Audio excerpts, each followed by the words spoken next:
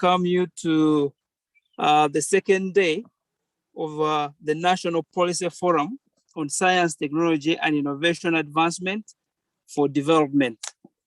The theme of the forum is positioning science, technology, and innovation to address emerging threats to national development. And today, session 5, our topic will be on COVID as an accelerator for the growth of economic development in Uganda. No, the growth of e-commerce in Uganda. As you all know, COVID has been a problem. It came as a health problem. Let alone it's turning to be an economic, a socio-economic problem. But as the saying goes, that for every cloud, there is a silver lining. So today, the topic is around what COVID has brought as maybe an advantage in regard to e-commerce.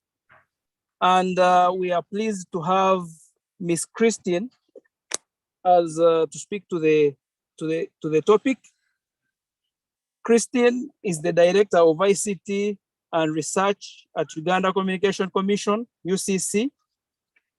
Christine has broad knowledge and expertise in communication regulation and in areas of quality of service, spectrum management, research and development, and innovation promotion. She is a registered engineer, holds a Bachelor of Science in Engineering, in Electrical Engineering from Makerere University, and a Master of Science in Communication Systems and Signal Processing. Ladies and gentlemen, let me take the honor to invite our distinguished speaker to take the floor. Christine, over to you.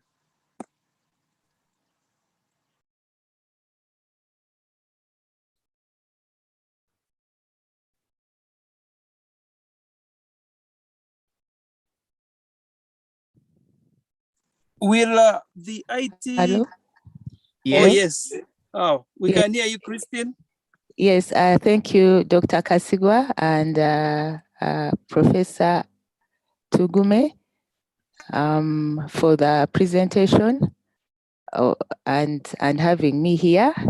I will share my screen shortly, if I can be enabled to do that.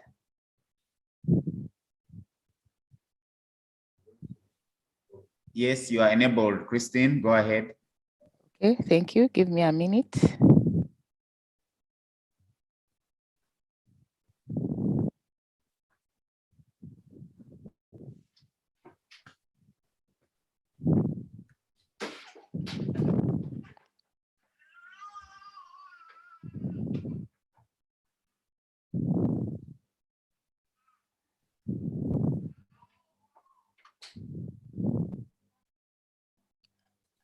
Are you able to see my screen?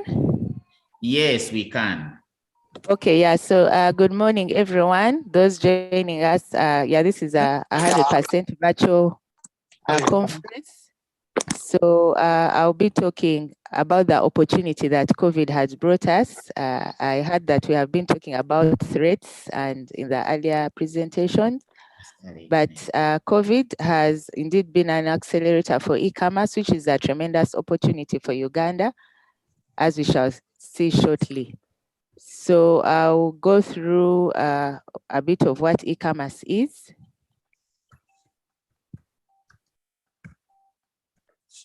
What e-commerce is and how it works. Some of the trends we have noted from the ICT sector during COVID.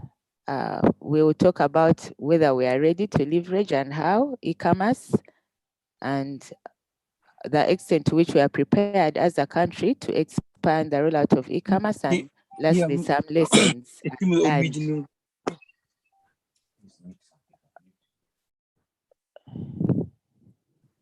So what is electronic commerce and how does it work? So really the answer is in the words electronic and commerce. We all know a bit about that. E-commerce involves the buying and selling of goods, products, services over the internet. And I think because we are an innovation workshop as well, we need to note that you can actually not just be a buyer, but also a seller of goods. There's opportunity there. And it relies on technologies such as electronic funds transfer. You're dealing with money, supply chain management to handle the goods and purchases, marketing when it comes to targeting customers, mobile commerce, and also messaging around the transactions that we do online. And e-commerce go through different stages. If you're on the provider side or seller side, you need to do some marketing and advertisements of your products, really like is typical in the traditional commerce. You have a billboard, you label your shop, you use flyers. So the same applies online. You have to find a way of marketing that. And then there's the bit about actually the sale. And lastly, having the goods delivered. So when we are transacting online, there are a number of steps available for us. Of course, if you are e-commerce service provider, depending on the model you have, whether you're dealing with businesses to businesses, you're selling to businesses or end customers, or maybe you're like government. Government is usually in the business of providing services, maybe not necessarily selling, but can support our platforms, maybe through, for example, the Ministry of Trade, or SME platforms or microfinance sort of solutions. You need to have a place where either people subscribe or register, or if you're the one seeking to buy or transact, you need to go through some form of registration where your credentials are known and ID. We have enabling laws, as we shall see later, that ensure that information is used well and managed well. Then the other is once then you have been let into the platform, or you have let in that person, they'll be allowed to interact and place their different orders within the platform, and then finally taken through the steps where they now get to pay. Of what isn't here is then once you have paid, because the delivery is not done online, it has to reach you. You sort of have to exit the online ecosystem and wait for that you have sold, that you have bought to be delivered, or if you have sold, arrange for it to be supplied to the end user. So what do we see as payment options? I'm sure those of us who have our mobile gadgets with us, some of us mobile money is one of those payment options. We have the usual financial avenues of cards for those who are banked, checks, and then emerging cryptocurrencies. But this is, I think, 2 years ago also, the Bank of Uganda issued some guidance that as we interact with such cryptocurrencies, we need to be careful because they have to be licensed within the central bank. So, but in other countries, there are already payment platforms. There's one called Abra, for example, that uses Bitcoin for e-commerce. So I think this is something also a space to watch since we are speaking innovation. So what have we observed in Uganda, and really picking on from some of the main channels that we have seen being used in terms of payments and e-commerce? So as Uganda Communications Commission, we do monitor the sector, and this covers telecom, data communication, broadcasting, postal services. Now, when we zero into the telecom sector, we observed in the period of October 2020 to December 2020, and this is because mobile money, of course, is supported by mobile telephony and for which we have oversight as a commission, we saw a 47.6% growth in peer-to-peer transfers. Now, this is a big opportunity, yeah, for those who are looking to see where they can position themselves. And that volume was associated to value in transactions worth 1.2 trillion Uganda shillings. These are people who are either sending money to relatives, paying this lady here in the market. You can see how she's excited to receive her money. And in terms of merchants payments, merchants mobile money payments, we saw a growth from in December, maybe 2019, before the lockdown. There were around 21,000 registered merchants who are allowing payments. This, I'm talking about things like, we have probably seen this when you go to the market and you're asked to pay by mobile money. You can transfer the money, or the vendor, this lady may say, okay, you can use Momo, and right now they pin even the code there. So we saw a growth of 113% out of that. So that alone, we are talking about challenges, but imagine the opportunity, and it gave even to a lady such as this economically. And then a bit about the statistics. Currently, as of December 2020, we had 28 million registered mobile money wallets. And of those, 22.5 million were active. This is above average, the population in Uganda. We know that the National Payments Act came into place, and now mobile money is under the purview of Bank of Uganda. So there will be also going forward releasing more granular information regarding this space. What do we see globally? Because when it comes to e-commerce, because it's online, it has no borders. So we do not just want to grow part of it is, yes, economically, locally, but further out, we have an opportunity within the region and globally. And speaking to the agenda of export promotion, this can help us to see the potential that is out there and where we can position ourselves if we are SMEs or as governments that are supporting this kind of business.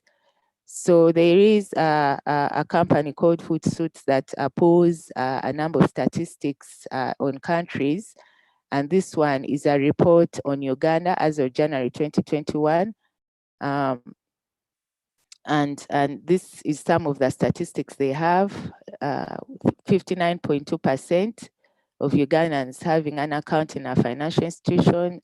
And in terms of a mobile money account, we are seeing 40.6%. This is also aligned to the earlier statistics I gave of 28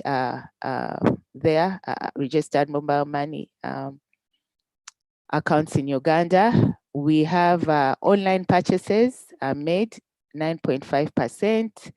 In terms of gender, when we are speaking e-commerce, it's also good to ensure that no one is left behind, whether you're a man or woman, you should be able to interact in these platforms. It's good to see that we see 1.8% are ladies. Well, maybe more, let me on the statistics of online transactions, 5.8%, slightly less than the 13.4% men making online transactions. But of course, this may not have the statistics that includes ladies such as these who are in the, on the mobile money front. So now that we have seen that indeed there is potential, and we already have some of the e-commerce platforms in Uganda, are we ready to leverage, and how can we leverage e-commerce in Uganda? So there are three levers, I have called them, that we should think about as we see how to enhance further e-commerce and ride on the wings of this opportunity that we have. So first of all, in terms of the economics, and I heard that yesterday there was, is it Dr. Fred Muhumuza, who may have pointed the picture, the economic situation, but there is potential globally in e-commerce sales, according to one report, of 68.8% forecast, 16.8% forecast globally, and then with a revenue worth of 4.9 trillion US dollars. So that is the market potential that we have in terms of sales globally, for which even Ugandans, as we interact, can be able to tap into. But how can we then tap into this? We need to focus on customers, leverage the drivers, and also think about big data and how to harness it. In terms of customers, from the previous slides, we are talking about numbers, the number of Ugandans who have mobile money accounts, the merchants. We are talking about businesses. So it's very important to understand the buying behaviors, the preferences, and the experiences. Customers desire easy, convenient, reliable, safe, and affordable services. It's also very important to have local online payment platforms. Mobile money is one of those that has demonstrated that we can be innovative when it comes to this space. And but there is more that can still be done. A lot of the payment platforms, if you leave the banking institutions, for example, on international companies like Amazon and eBay. So there's potential for Ugandans to position themselves partnering with financial institutions in this space. And that is also an opportunity for innovation and also development that speaks to how we transact as Ugandans, but also in the bigger scheme of whether it's East Africa, Africa, and globally. The drivers, we have talked about these. We have seen the enabling technologies and the numbers they have brought to us. So it's important to see how we can further the reach of these and the people who can access these platforms, as well as the associated devices, such as the smartphones, or even the normal feature phones where someone can transact mobile money. Third-party logistics networks, I hinted to the fact that after you have done your transactions, you have to get out and have these supplies delivered. And from recent postal market research that the Commission did, we saw that increasingly many of these retailers, online retailers, are outsourcing to logistic companies. And we may have seen ourselves during the lockdown, where you place an order and it's delivered by a boda person or a van. And so the person delivering it may be part of that company, online company, but they may be different. So this is also a space that is growing and has room for innovation. And we have seen companies like Safe Boda innovating around that, and others. Online presence is critical because even as you may have a physical presence and in shopping experiences, and we'll see later that still remains important. With a young population and the demographics that we have, it is important that we also leverage and ensure that we are online when you are doing e-commerce. So as we transact, we now have heard of the buzzwords, if you're in the space of communication, of big data. But really, every time you interact, like right now, we're on this webinar, a lot of data is being exchanged, whether it is to enable us to remain connected, whether it's as we upload files and all. And so the same happens in the digital finance transaction space. There's a lot of volumes of data, and we only sort of skim at the top, just getting identification data, registration, payment credentials. But with the use of data analytics tool, and since this is also a conference with the Makerere University, you can be able to, and maybe with other academia represented, you can be able to leverage and get more insights on how we can position these products better to even drive the e-commerce sales and tap into this potential revenue base. So this is something that we need to leverage if we are to get the most out of this. I also heard that in the presentations yesterday, you talked about scaling. Data analytics is one of those areas that for which we may need more scaling, as well as digital marketing as going forward. So what have been the lessons? A few lessons, of course. We were locked down physically, but the internet was not locked down in part, yes. I know we had a blackout, but that aside, I mean in terms of us being able to communicate and have these experiences. And so that created a shift, a natural shift for businesses to go online, whether this is through either internet or even social media channels.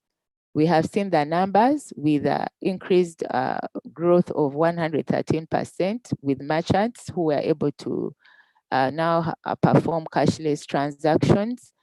And it's good to see the cut across of how this is enabled, whether it is a farmer somewhere in a rural village, or it is in a market vendor, or in a restaurant, high-end restaurant, or in shops. The fact that we are able to transact, or someone seated somewhere in their home and they're able to do online. I hinted a bit that yes, we have the e-commerce and the virtual experience, but still, even globally, there is always the need for sometimes the touch and feel, depending on the products that you're talking about. So even as we go e-commerce, some businesses will still have to sort of remain with in-shopping experiences, whether it is merchandise that people can view and kind of see and then place their order, or maybe simulate that experience of view online is also something that can be explored. Last mile delivery. So it's one thing to transact online. It's another for your services to get to the person who has purchased in a timely manner and the way as expected, or for you to receive your parcel. So last mile delivery is very important. And we see from where we're seated, for example, the postal services do play a role because of their courier, they courier parcels and packages. They can also position themselves in that, but we have also seen logistic companies coming up, like I said earlier, to ensure that the goods and services that are purchased get to us. Then we've seen, of course, where there is the money, the bees come, and in the cyberspace, we get threats and even online or even mobile. So we have had instances of fraud or scams.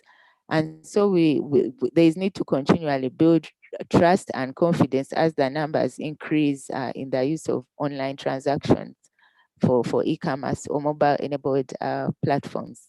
Digital literacy is important, digital skilling. So away from just making a voice call to sending an SMS or using WhatsApp, but now in knowing that you're using a platform which you're also using to receive or pay. And so to skill the users or customers in terms of security, data protection, and privacy is very important. And is very important. Those are some of the lessons that we are seeing in this space. So how can then we expand the rollout of e-commerce? Can we, as a country, of course, we already have Uganda as a country went ahead of time, as we can see from these acts, especially the E-related Transactions Act of 2011. And I think perhaps not many people used to pay attention to them until in the recent times. From the E-Signatures Act, we talked about registration. It's very important to have identifiers as we transact. E-transactions is what we're talking about here when it comes to e-commerce. We have the Computer Misuse Act to deal with issues of fraud, of threats, maybe, or cyberbullying, and so on and so forth. The Uganda Communications Act really regulating the sector and providing the frameworks for which the different service providers are able to bring these services to you. And then the more recent and crucial acts to what we are talking about, the Data Protection and Privacy Act, dealing with the people who collect the data, process it, and ensuring that our information is safe and used for the right purposes. This is being implemented through NITAU, government agencies, and what I talked about earlier, the National Payments Systems Act, that is actually going to, I believe, change the ecosystem when it comes to financial fintech and all. So these, in terms of frameworks, are some of which we can already have set the stage for us to continue to expand. Of course, there may be other requirements as we go along. We have also seen different frameworks developed over time. We had a task force by, I think that His Excellency put in place a task force that was focusing on the fourth industrial revolution technologies and strategy to develop one. This is, I think, I also back, and that strategy is looking at how we can adopt some of these emerging technologies within the economy and leverage them. And we saw that these are drivers for e-commerce. So there is that 4IR strategy. We have the National Broadband Strategy of 2018 that is under the oversight of the Ministry of ICT and National Guidance. And one of the things it seeks to also emphasize is to ensure that more Ugandans have access to broadband infrastructure, also a critical driver for e-commerce. I talked about digital literacy and entrepreneurship skilling. We have so many people in this space, government, private sector, coming up, and with a lot of focus, right, more increased focus on SMEs and the youth of recent to address the socio-economic challenges. There are also efforts to have an overarching national e-commerce strategy, which I think is important because, as we have seen, there are different players that come into play when you're speaking e-commerce. Lastly, we talked a bit about the local context. We can expand because we're already seeing the potential in here. From the bottom on the slide where it says key business players, key in that not maybe in terms of their revenue base or so, but from what we are seeing, those who are around, and you can see it's good to have to pronounce names, look like Chikubo, Katale, Subula, Safe Border, but even in the naming, it shows you that these are really looking at the local context. So that is a tremendous opportunity for innovation and growth. Of course, we have those that are in the international space. I hinted to Amazon and eBay and Alibaba. These are really in Asia, and Jumia, which is local here with different business models. So indeed, I can say that we are prepared to expand. We just have to leverage and the legal framework that has been put in place, the different strategy, as well as growth and support of these different business models. So with that, I hope that we have seen that notwithstanding the threats that COVID-19 brought, whether health-wise or economically, we had a watershed period that continues to be with us as far as digital transformation is concerned, but specifically in the e-commerce space, and we can join that train. Thank you very much. Thank you very much, Christine, for painting a very rosy picture for those who are anticipating to go e-commerce. But nonetheless, this is the new normal, and we definitely must see how best to leverage e-commerce.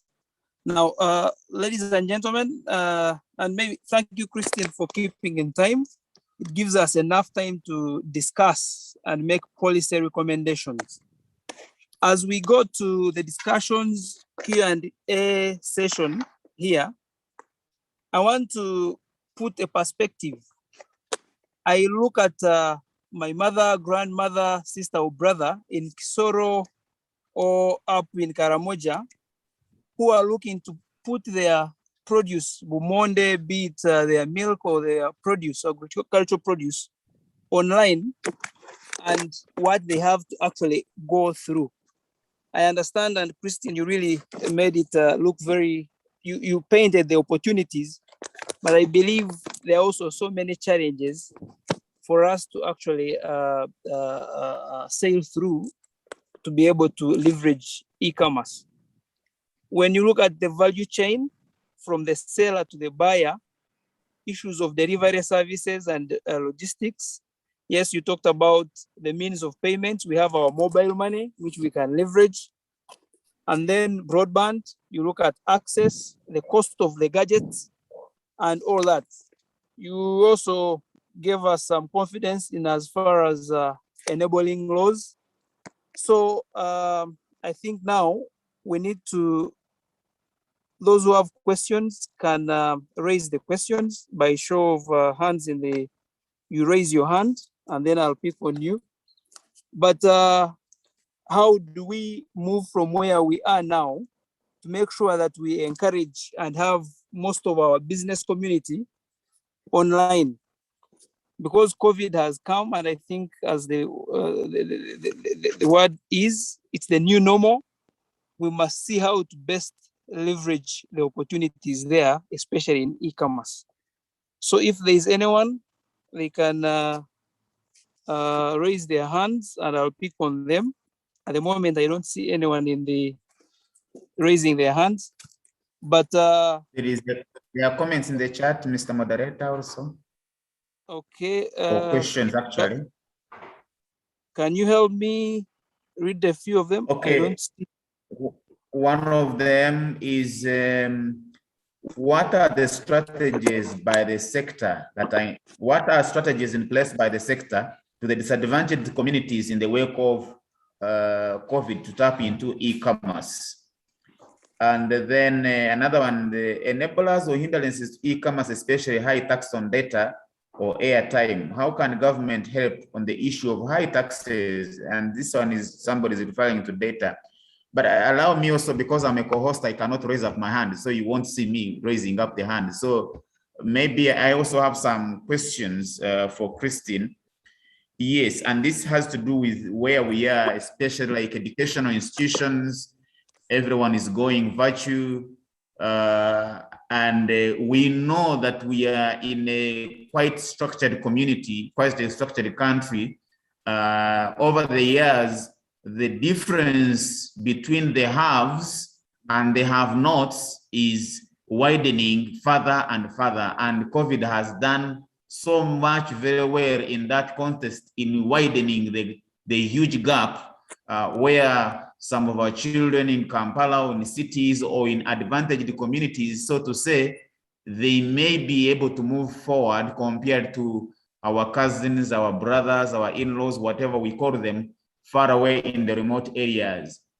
I don't know where there is a program or a plan or an idea of creating or reducing this gap. We may not really remove it completely, that's part of nature, but reducing it, because honestly speaking, if you consider a child in a P1, P3, P7, P5, far away in the countryside, and you compare with that one, maybe who is able to access some services, some e-services in Kampala or in other cities, it is unbelievable. Someone has commented on the recent performance of high schools and we are saying, we don't know. I don't know where we are going, but I don't want to believe that I don't know where we are going. I believe we know where we are going. We can be able to make a difference. Secondly, if you allow me to make this one, also in the universities, we are talking of e-services education, delivering lectures and practicals. There are challenges, and the challenge mainly is about the differences between those who can be able to afford and those who cannot afford. And lastly, to retaliate what the moderator has mentioned, there are certain sectors which are really so hard, but not impossible. I have somebody has his matoke somewhere or his beans somewhere, and he needs to get them on the market. And we are talking about doing everything online. I mean, I would like us to have an impression on how do we have some kind of plan where we are going to be having everybody on board, or there are those who are going to be hard to get everybody on board. How do we profile our ability to be able to maybe reach 20%, maybe 30% in the next 5 to 10 years or so? I think it would be very good to have that picture painted, Madam Christine. Thank you very much. Christine, I think you might need to talk to those few comments and or questions as we wait for other comments. Christine? Yeah, thank you. So I think some of the questions are general, and maybe other panelists may come in, like those related to the education challenges. But I'll start with the one of e-commerce, the one that was raised in terms of the uniqueness of the people whom we want to bring into that space, that sort of divide. So we are talking innovation, and sometimes the challenge of when you're innovating is to think that you just copy a model and place it onto a certain environment. And yet from innovation, you have to look at from the design thinking perspective, what problem are you trying to solve? So if you're saying someone has their matoke, they want to sell it to a person X, and they want to leverage either communication or online, they want to get into this space. It would then require us to look at that value chain. And when I say us, not necessarily UCC or the regulator, but the different players that come into place, whether it's government, I say, okay, what is the challenge?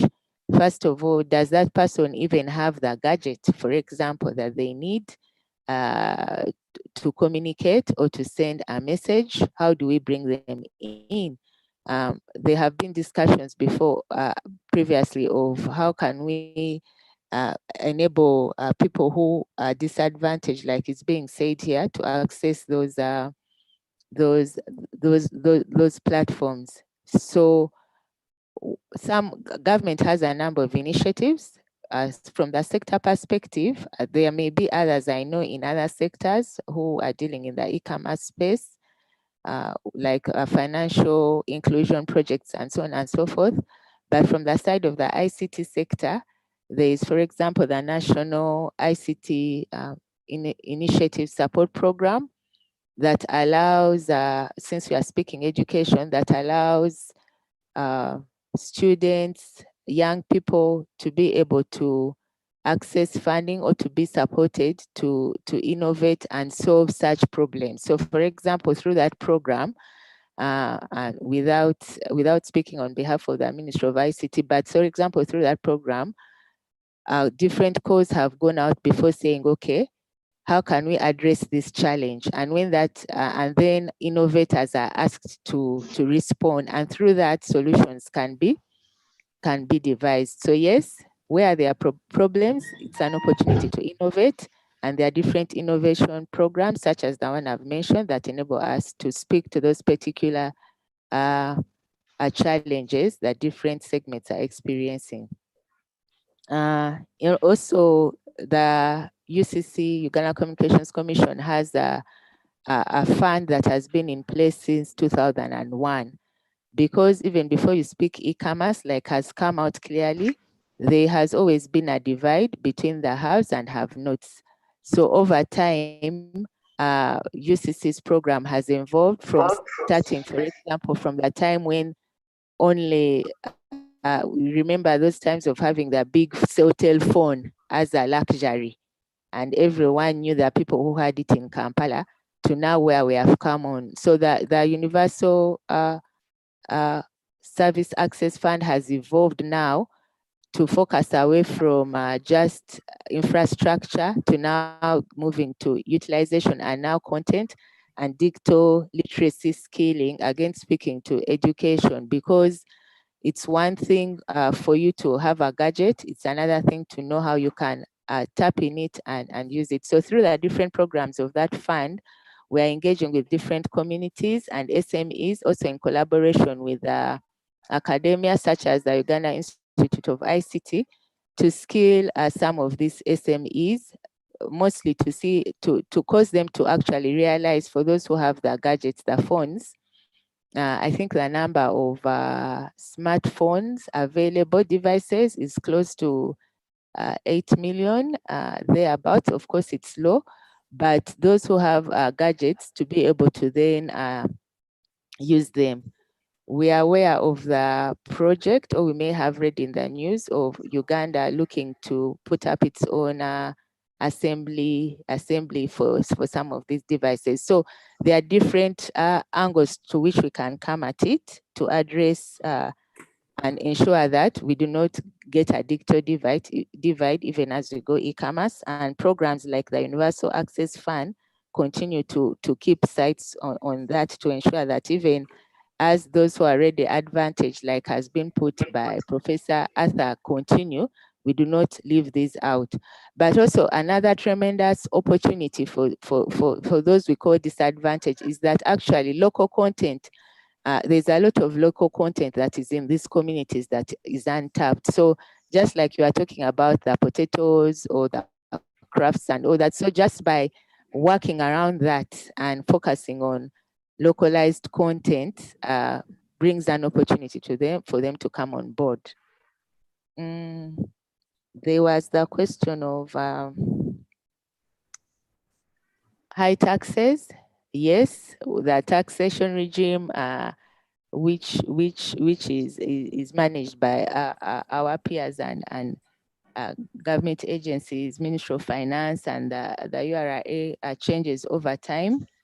And what we do as a sector is to be able to bring information to during the decision-making process, to be able to, for example, just by the forums and the collaborations we have. For example, I think in June, there was a symposium by the Uganda Revenue Authority where they were also looking at e-commerce development, and also from the perspective of crime. But being able to have such collaborations where you say, look, there is this opportunity. If you also put high taxes on some of these, then you negate the effect. So these are things that we continually talk and collaborate. Of course, knowing that overall, government then has priorities when it comes to taxation and how that happens. But we continually have these conversations to listen the one for appreciation of what the sector brings, but also to lessen the tax burden. Actually, recently the OTT tax was removed, which is good. We are yet to analyze the impact on the now bundled tax on data.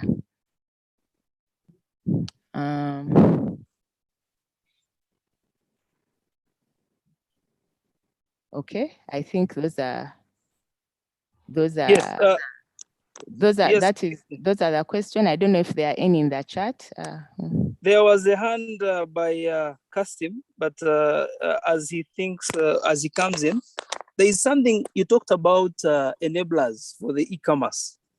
Two things: the postal address, because I believe in Uganda currently, if I'm going to direct you to my home, I would have to define the big tree, the old woman selling potatoes. And I'm looking at this, if I'm buying something online and it has to be delivered at my home address, postal address is a big challenge. I would want you to speak from a policy point of view. What recommendations would you have for those who are ready to leverage e-commerce? Then the second issue is online learning. COVID has shown us that really the traditional schools of the four blocks, the classroom, is archaic. Clearly, our Ugandan learners, most of them have been home now, I think, over a year or a year and a half. And the solution is seemingly to be in online learning. But I see very many challenges ahead. What would you want? What would you say, or how would we quickly leapfrog to really ensure that we catch up, we play catch up?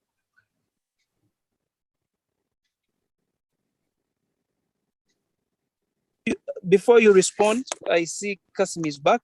Let me invite Kasim to make a comment or question. Kasim? Yes, please. Thank you. I hope you are getting me. I can hear you loud and clear. Okay, thank you. I thank Christian for this presentation, and I have only a few things that I needed a deeper clear explanation from her. I see a wide gap between the male and female in e-commerce. And yes, yet today, when you see the trends, women are in charge of many things. Is this data more influenced by rural? Is it urban? I expected the gap not to be so wide in women in e-commerce and male in e-commerce. So I may need, and if necessary, and if maybe for the future, there could be disaggregation of both rural and urban, and we see, because we see a trend in growth of women in participation in many big things, and I expected that gap to be smaller.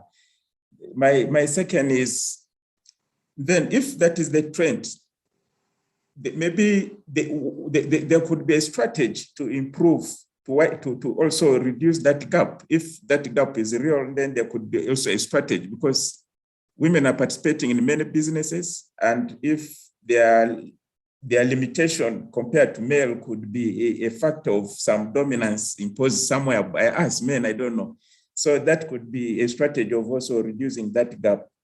My other second concern is about the enabling environment. I'm also very, very happy. I think I should appreciate that I was also ignorant of some of those acts in practice because of the limited reminder on them. I know more on the Computer Misuse Act and many of these, but I see some good acts like the E-Transaction Act, and then I see the National Payment System and that kind of thing. I think, Christian, you would advocate for us for more sensitization and the awareness on some of this environment so that we also exploit it fully. Thank you. Yeah, Christine, please go ahead. Yeah, thank you. I think there's this question of e-learning and how we can help with that.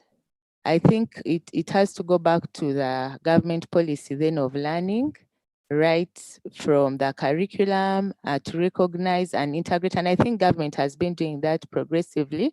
Right now, ICT or computer studies are part of the studies, maybe not for the lower levels, but I know for the secondary schools.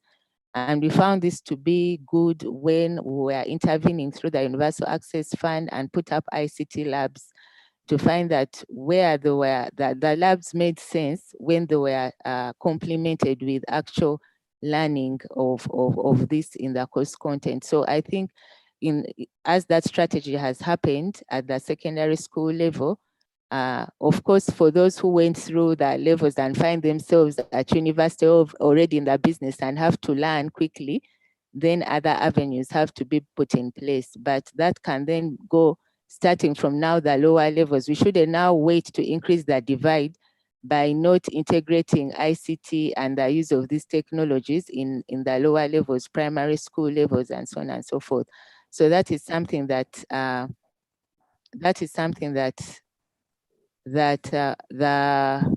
working with the Ministry of Education and those in the higher learning institutions to be able to ensure that that is integrated. Now, of course, for the universities, it's good that universities are also into research and innovation. For example, Makerere University, I know, and most of these universities have IT or computing students that alone tapping from that, because sometimes we look for answers outside, yet we have the answers inside. If you're teaching university students to do computing, why can't you also leverage their potential to innovate and give you solutions that enable you to have tailor-made e-learning platforms during this time? So I think also what COVID has taught us wide over that we should learn to always look for solutions starting from within. I think we have seen that, whether it's the vaccine, whether it is the measures, and I think that is also a food for thought that I can bounce us back to us as in these institutions of learning, that you can actually harness the potential with the students to do this. I know, for example, that there's a project. There was the issue. There's a project right now, but it's still where UCC is coordinating on behalf of government to come up with a national e-commerce platform for SMEs, and they are working with Makerere University Computing, and the developers are actually from there. We also have collaborated on a number of initiatives where we see academia, whether it's in other universities like Bara University of Science and Technology, Ndeje, Utama, and so on. So there's a lot of potential. I think we just have to collaborate. Yeah, so the curriculum integration of ICT at early stages, but also innovating solutions for the university students to actually address their needs. Of course, you need funding and finances, and I believe that through the different channels, once you have programs packaged well, funding can be garnered.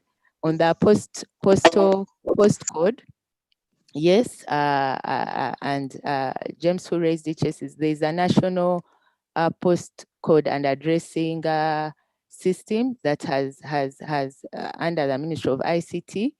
Recently, collaborating with the ERSB, they launched an app called Postman, for which, and maybe they haven't, Uganda Posta hasn't marketed it yet that well, so maybe not so many people have seen it, that enable you to actually now register an e-post code.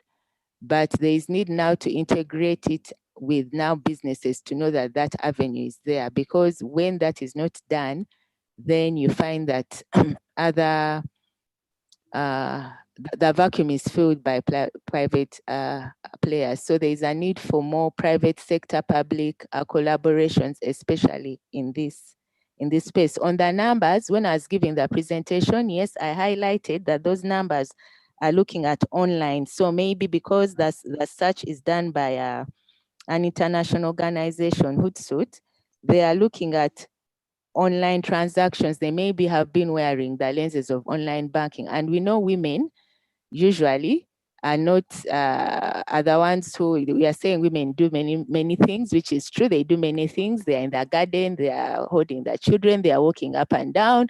So that's why you see, in fact, their interaction is more on the mobile phone that you may find online, where for now you find you have to either be in an office, you have access to a laptop or in a computer and all that, which because of the nature of work of women does not allow them. So maybe that's why there is that statistics. But a study was also done specifically looking at gender and ICT sometime by UCC, whose results will be shared in due course, to look and was looking at those layers that you talked about in terms of the women, the men, and the rural versus the urban. But the findings were yet to be, the report is yet to be ready for dissemination. That's why it was not included in this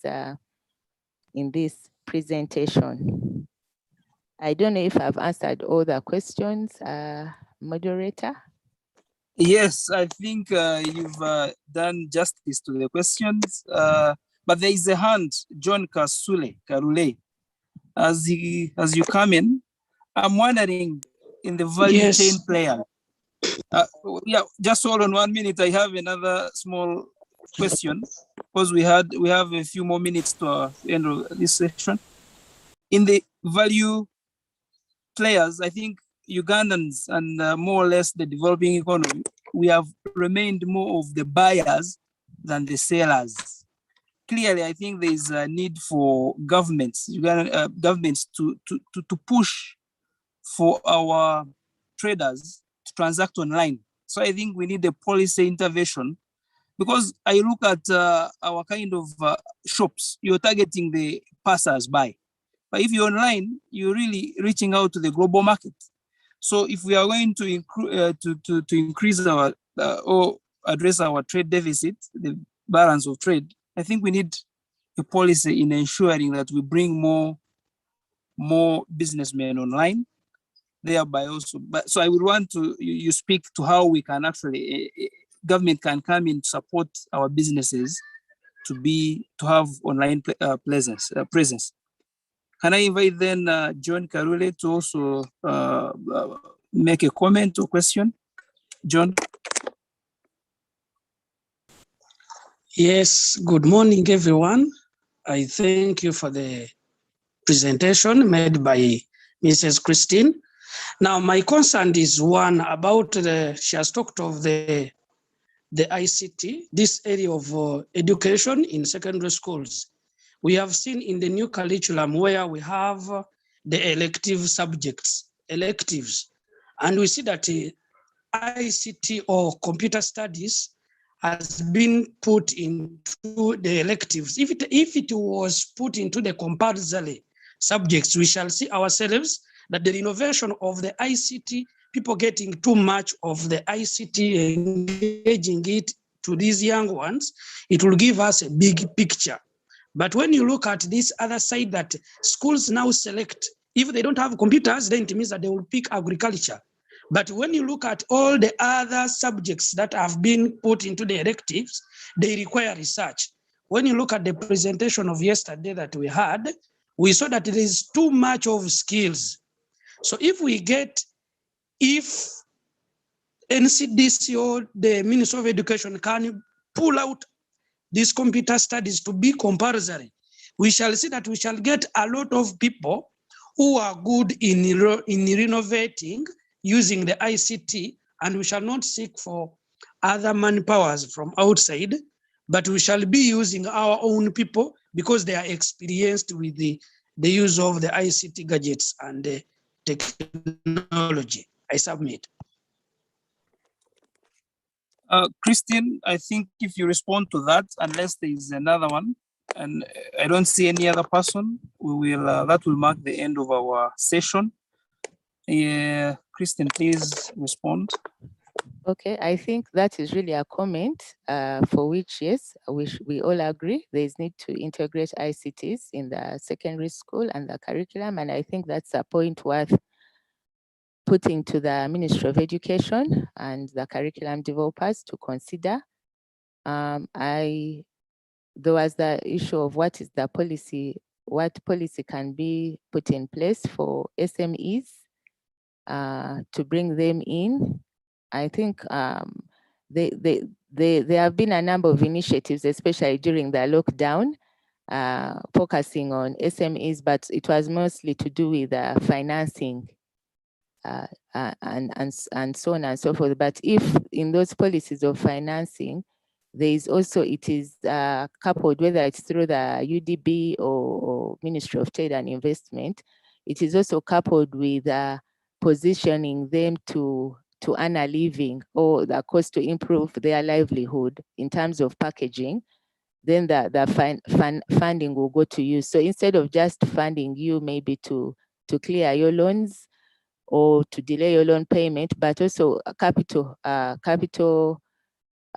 working capital to enable you maybe to go online or skilling. I know that financial institutions such like Stanbic and other banks have, I think even DFCU has a specific focus on women where they skill them SMEs on this. So this one requires some kind of private and public partnership, but also moving away from the mentality of we are just consumers to actually being suppliers in our policies. Then I saw two comments in terms of in the church. One that I think it may cause an alarm if I don't respond to it, but I see it happening is the issue of use of social media, Facebook for businesses, and why is it blocked? Of course, we all know why it was blocked. I want to believe because the announcement was made through the executive on that front, but from the ICT sector, we are engaging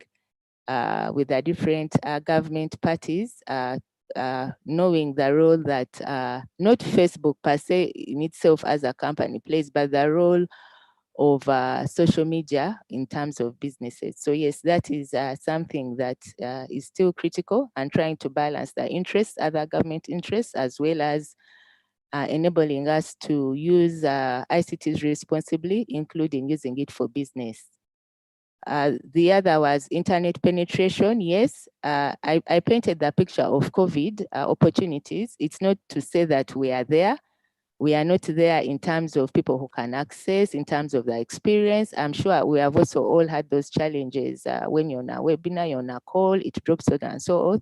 So we are using different, through, for example, UCC, I talked about the broadband agenda of the universal access, but that's the private operators are now required to have specific coverage obligations that enable them to fill in these gaps where it may not be up to par. And yeah, we continue to it is something work in progress to ensure that we can get there. Also, maybe to recognize that there is a multiplicity. You can use various technologies to address broadband. I know many times we only think mobile, but fiber is one of the technologies that even allows you, if it was possible to have fiber to the home, and in many other countries, you have this fiber to the home coming in to enable more reliable connectivity. The good thing is we have a technology neutral regime that allows us private sector providers to come in, and you may have seen the laying of fiber cables, or you may not have known, in different areas to allow us tap into these other technologies other than just using mobile telephony for internet. The other aspect when it comes to internet penetration is also the issues of electricity. So we have to also work with that, because if you do not have a constant supply of electricity, for example, even you are talking about e-commerce, how will you charge the devices that you're using? Right now, if you had an internet blackout, electricity blackout, I don't know if this webinar, all of us would continue on this webinar, for example. So sometimes when we approach development from a silo mentality, we fail to address other supporting or elements that enable us to have a good experience, such as energy, and of course, addressing the socio-economic status of the people. Yeah, so that's what I can say for now. Thank you. Okay, thank you very much, Christine. And let me also take the opportunity to thank those who had comments and questions. They enriched the discussion. I also want to say that you did justice to the topic, and I hope all of us know where we are as a country in as regards e-commerce. And I believe that from your presentations, we will capture a few policy recommendations to drive the whole e-commerce agenda forward. With that, I will hand over to Arthur to guide going forward. Arthur, over to you. And also, by the way, that out of e-commerce, I'm on the road, but I'm also really benefiting from this discussion. So you can see what the potential of e-commerce. Over to you. You should pay taxes, Mr. Kasigwa, for using e-commerce, and absolutely. That's very good of you. Thank you so much. Thank you so much, Dr. Kasigwa and Madam Christine. It is such a wonderful time. Now, we all want to participate. I want to ask members or participants who are on the forum, we have asked a question: what are the key metrics to measure the country's advancement in STI? Now, I want us to participate in this by trying to log in. It is going to be taking us only a few minutes. If you go to Menti, if you go to your gadget and type www.menti.com, if you are able to do that, www.menti.com, on your search engine, you enter the code that is posted in the chat there. There is something posted in the chat. The link in the chat is, if you just do Menti, you don't need a link. If you post a link, it might bring quite something different. Just do www.menti.com. And when you click it there, there is a code which is given there in the chat, and you answer that question. I would like to post it on the screen. I hope it works for me. Just a moment.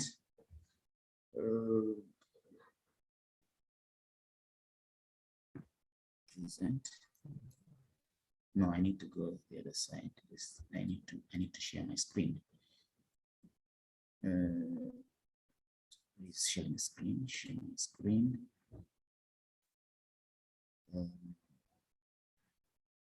It's my screen. It's this one. I don't know if anyone is able to access it right now.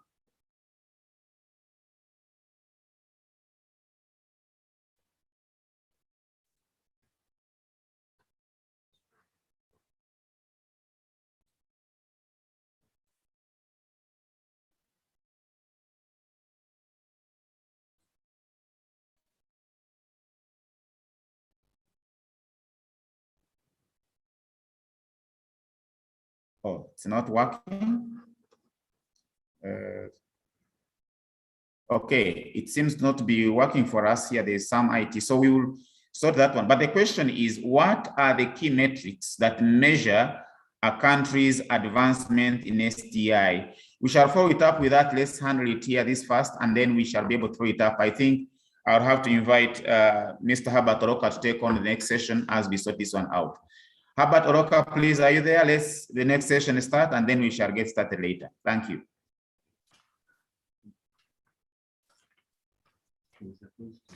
Thank you, Dr. Oh yes, somebody had actually started doing it. Maybe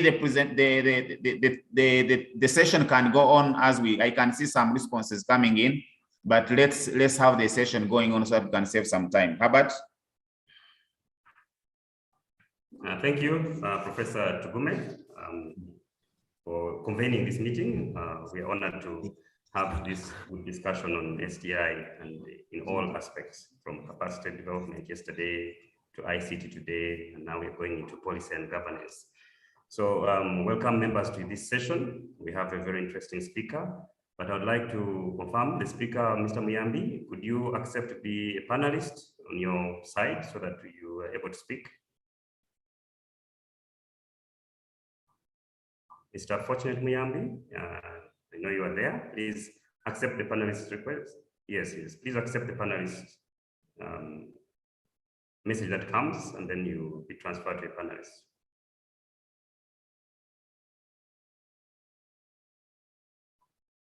If that's not possible for now, our ICT host, can you please allow him to speak shortly after his introduction? So as I introduce him, he's here, should not worry. Our next discussion is going to be on an interesting topic, but I'll read it after telling you who the speaker is. I introduce myself. My name is Herbert Oroka. I do work with the Biosafety Program of the International Food Policy Research Institute. We've been working for many years to address issues of biosafety policy and regulation in Uganda.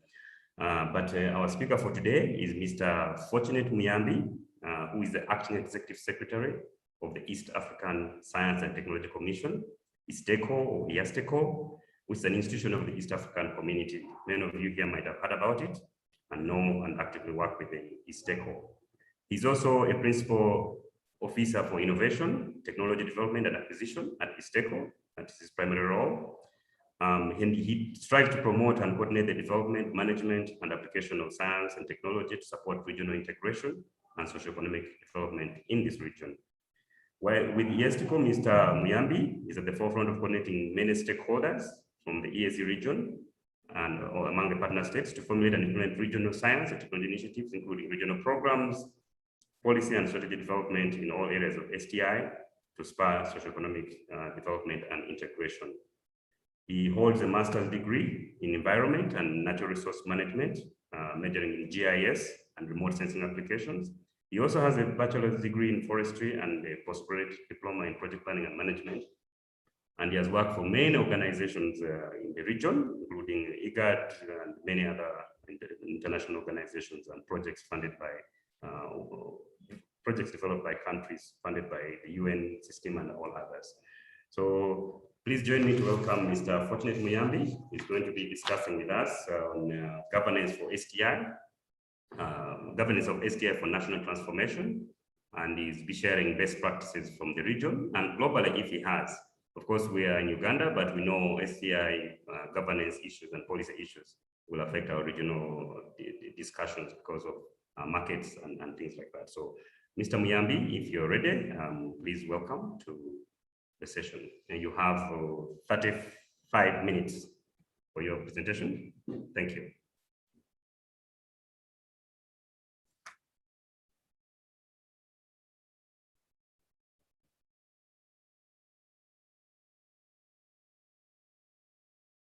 Mr. Convener Tugume, are you there?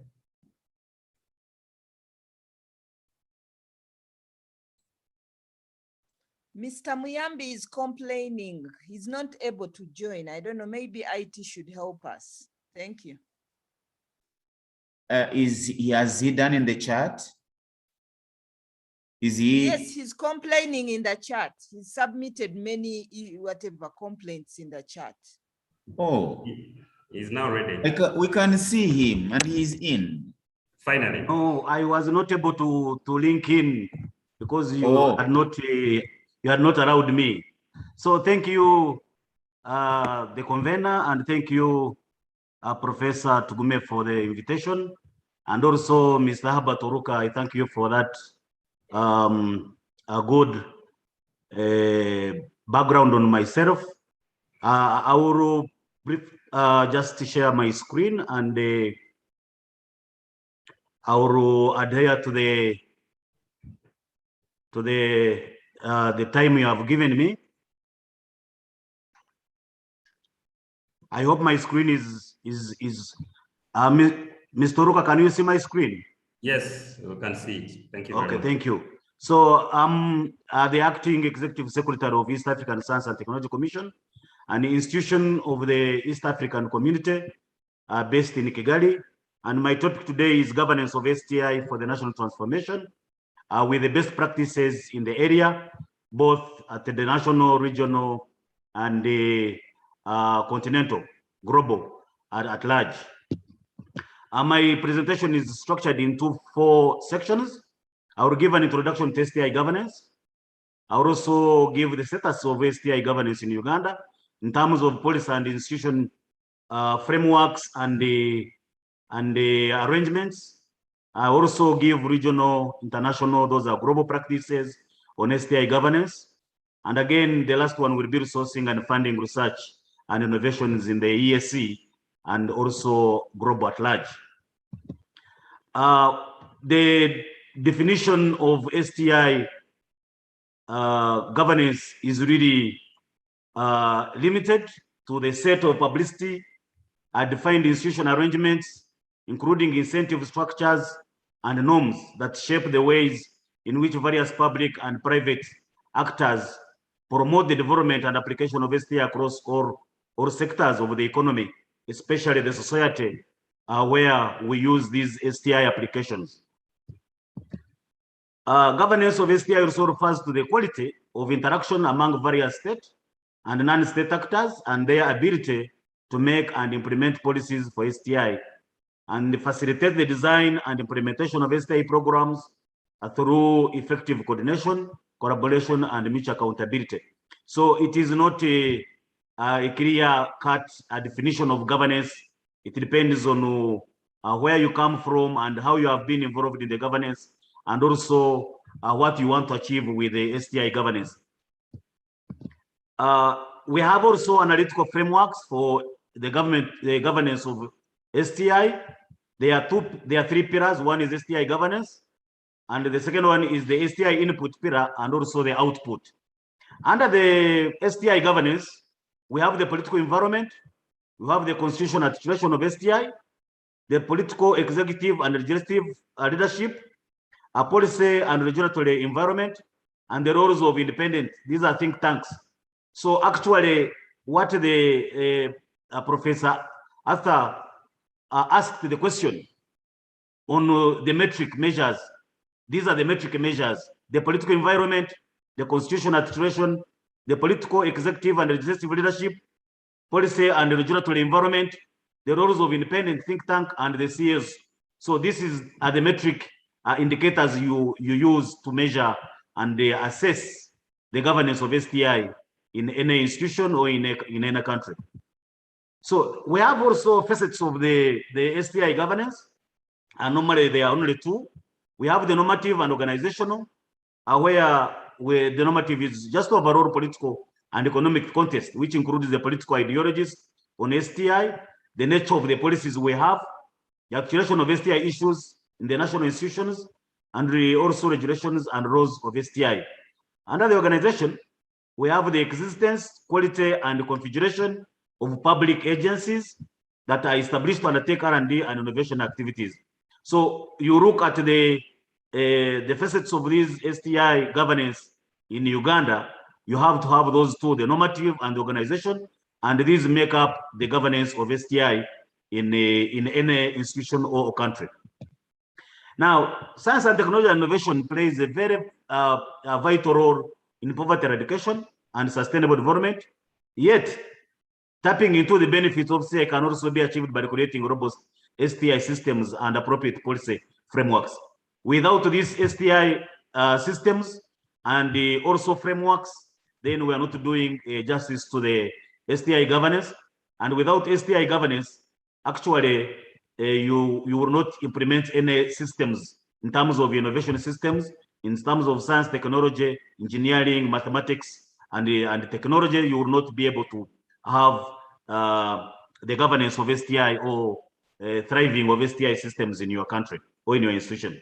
So to address the present day challenges, countries need to orient their STI policies, to adopt holistic frameworks, and strategically link integral part of their national development policies and plan to other sector policies such as education, industry, health, communication, and the extra.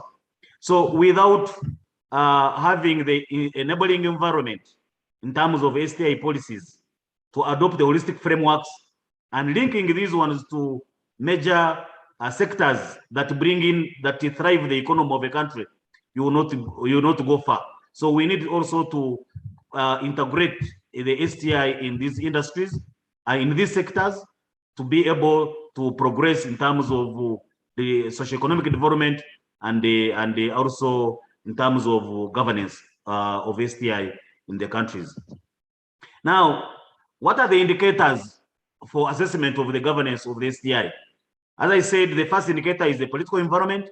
Without a good environment politically, you cannot establish the governance of STI. We also look at the articulation of STI in the national constitutions. If there is no constitution that talks how STI is going to be able to facilitate the economic development of the country, then there is no need to have STI in the country when you have the country is not deliberating on the national matters of STI governance in the country. The political, executive, and legislative assembly, legislative leadership for STI, we need the political will. We need the executives who are passionate about STI. We need our legislative assemblies to have STI as one of the means for the development of the country. So without political, executive, and legislative leadership for STI, then we are not going to thrive with the STI implementation or governance in the country. We have also to create an enabling environment in terms of policy and legislative assembly. Environment. Policy and regulatory environment is most important, because you cannot implement anything unless you are guided by policy, by a strategy, by an act, and by a law. So we need policy and regulatory environment within the nation for us to be able to achieve governance of STI. And also, we also need the existence and the effect and the activeness of STI policy think tanks. These are some of the think tanks that actually I am happy for this forum, because it is one of the think tanks that are existing and are very active in STI policy matters, and also implementation of innovation systems at the university is paramount. And these also create some of the indicators that we can use to measure the governance of STI. And lastly is the existence and effectiveness of the STI policy watchdogs. These policies are made, some of them remain on the shelves without being implemented. So we need the watchdogs to effectively stimulate the implementation of the STI policies in the region, and also people who would make the government or the person responsible for these, or institutions responsible for these policies to be implemented. And one of them is to make sure that these policies have implementation plans. It's to make sure that these policies have monitoring and evaluation plans for us to be able to see the impact of these the impact of these policies on the national development agendas. The second part of the presentation is the status of STI governance in Uganda, where we'll talk about the policies and plans and also institutions. Now, we have a national STI policy, which was developed in 2009 and which is actually under review. And we need also to look at the policy establish a set of guiding principles for the design and implementation. That is the governance of STI policy tools, which actually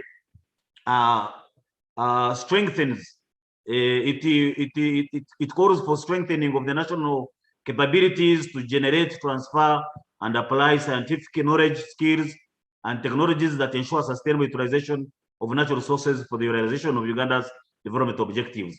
It also provides an overview of institutional and financial requirements for implementation, and concludes with the commitment of the implementation, continuous monitoring, and evaluation. It is well stated and it's well laid out, and it was well developed, and it was also inclusive in its development. And now the review has been for more than 10 years now. So the review is ongoing, and I hope it will be concluded soon and launched, because it holds some of the old information that has actually been bypassed by the era. So we need to have a review to include emerging technologies and also emerging issues, and also having actors to for the involving other sectors, health, transport, or other sectors that are involved in the economic development of the nation. We also have the National Science, Technology, and Innovation Plan, and the plan serves to implement the 2009 STI policy through the development of implementation and results framework. And also, there is also a ministerial policy statement every financial year for science and technology and innovation sector that highlights the role of STI in achieving the objective of the Vision 2040. And this statement acknowledges the essential role of STI in achieving the National Vision 2040 and objective henceforth for NDP2, and now we have NDP3. So these are ministerial policy statements that guide the implementation and monitoring of STI policies in Uganda, which is a good thing. And it has a set of guiding principles of how we should implement the policy, and also how the policy can be measured in terms of evaluating the impact and also monitoring the implementation of this policy. Another one is the Science, Technology, and Innovation Sector Development Plan, which was developed in financial year 1920 to goes up 24-25, and it identifies a number of challenges, among which are weak STI sector coordination, and also the need to invest in STI infrastructure. This is important. Without STI infrastructure, as the lady from Uganda Communication Commission says, we are not going to go far with STI applications in Uganda. So it's good that Uganda has already invested and is still investing in STI infrastructure, which is very good for innovation and also good for as enabling environment for implementation of these STI policies and plans and the applications in the nation. So the goal of this sector development plan is to strengthen the national science and technology and innovation systems for Uganda. And it is one of the development plan that really has articulated on how the policies are going to be implemented and how the policies are going to be monitored and evaluated. Another is the third national development plan, which is 2021 to 24-25 financial year. And the development plan has targeted to achieve the following years in terms of science and technology and innovation. It is very clear, well laid, implementation structures are in place, and the National Planning Authority is doing a good work on this to make sure that all the sectors are involved in the implementation of this development plan. We leave nobody out of the implementation of this development plan. And one of the targets is to develop the requisite STI infrastructure, which is very paramount. Building human resource capacity in STI. Also, this one is paramount because now, actually, that's the university, Makerere University, you are doing.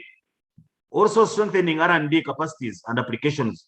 These R&D capacities are in the industries, are in the industry organizations, in the national councils of science and technology, in the technical institutions in the country, and these can be, if once strengthened, then our Uganda will look at the development in the near future and achieving the middle income status sooner than they expected. The third is the increased development, transfer, and adoption of appropriate technologies and innovation. This is also important because transfer, adoption of appropriate technologies and innovations from developed countries, from China, from Malaysia, from other countries, even within the East African community, is also paramount because this one removes the barrier of duplication, the barrier of reinventing the wheel, and this one also caters for industrial development within the country. And lastly, the third national development plan advocates for improving the legal and legislative framework of STI. It is very important that we have an enabling environment for these policies, and these policies guide us on how to implement STI policies and frameworks that govern the monitoring and evaluation, the impact that these STI applications have created, and also looking at the impacts of how COVID-19 has affected the economy, but with the use of STI applications, life became easier for some sections of sectors, and they continued with their usual business. Now, we also have the status of STI governance in terms of national policies and plans in Uganda. And these are frameworks that are science, technology, engineering, and innovation systems that are stipulated in Uganda Vision 2040. So over the vision period, Uganda will orient itself to make innovations as a main driver of economic growth, and as a key pillar of competitiveness in trade. This is very important. And this policy, which is created in Uganda Vision 2040, advocates for imported technologies, academia institutions, improvement in terms of human resource and training programs and technology transfer, R&D institutions, engineering centers of excellence, in terms centers of excellence of technology and science. And now Uganda is building the science parks. Uganda Industrial Research Institute is now building a park, an industrial park for technology transfer, R&D project, and also increasing the human resource capacities within the region. And also in terms of R&D funding, there are also special projects, and these are also tax incentives attached to them, especially the technological innovations that involve all sectors of development in Uganda. So these really have the Vision 2040 has a good initiative for Uganda, and it guides on the framework of STI engineering and the innovation systems. Among the institutions we have the Uganda National Council of Science and Technology, which actually is constituted to develop and implement ways of incorporating science and technology at the national in the national development processes, and it also advises the government on the relevant policy matters and coordinates research. And this National Council of Science and Technology was set to improve or streamline national science and technology policies, environment for scientific and technology innovations, strengthen national systems of research, product development, technology transfer, and intellectual property management, and also increase public understanding and appreciation of science and technology in the region. So this is one of the main institution of STI governance we have in Uganda. The second one is the Ministry of Science, Technology, and Innovation, which is under review and structure, as you heard the minister says. It is now under the president office, under the presidential science initiatives, and they are doing a bit of rearranging and restructuring. And this was established to support the efforts to achieve national development inspiration through STI-led growth. And the objective is to provide better coordination of STI efforts in the country, build effective linkages with actors, and provide clear policy directions and supervision of STI initiatives. So the creation of this ministry aims at enhancing coherence and coordination in the STI sector and developing a national innovation system. And it has also very many policies that have been developed, and we are waiting for them to be enacted in place for STI governance. We have also the Ministry of Information, Communication Technology, and National Guidance, which was established in 2006 with a mandate of providing strategic and technology leadership, overall coordination, support, and advocacy or matters policy related to STI sector. The ICT sector is important, and it also, the ministry ensures sustainable, efficient, and effective development, harnessing and utilization of ICT in all spheres of life to enable the country to achieve its national development goals. I don't want to talk about all this because the lady from the Uganda Communication Commission has elaborated a lot of what STI applications have done, especially in the COVID. So it's an important institution it's an important ministry for coordination within the country. Under the global and regional best practices on STI governance, the first one, I will start with the global ones, the global STI governance. These are science, technology, and innovation STI for SDGs roadmaps.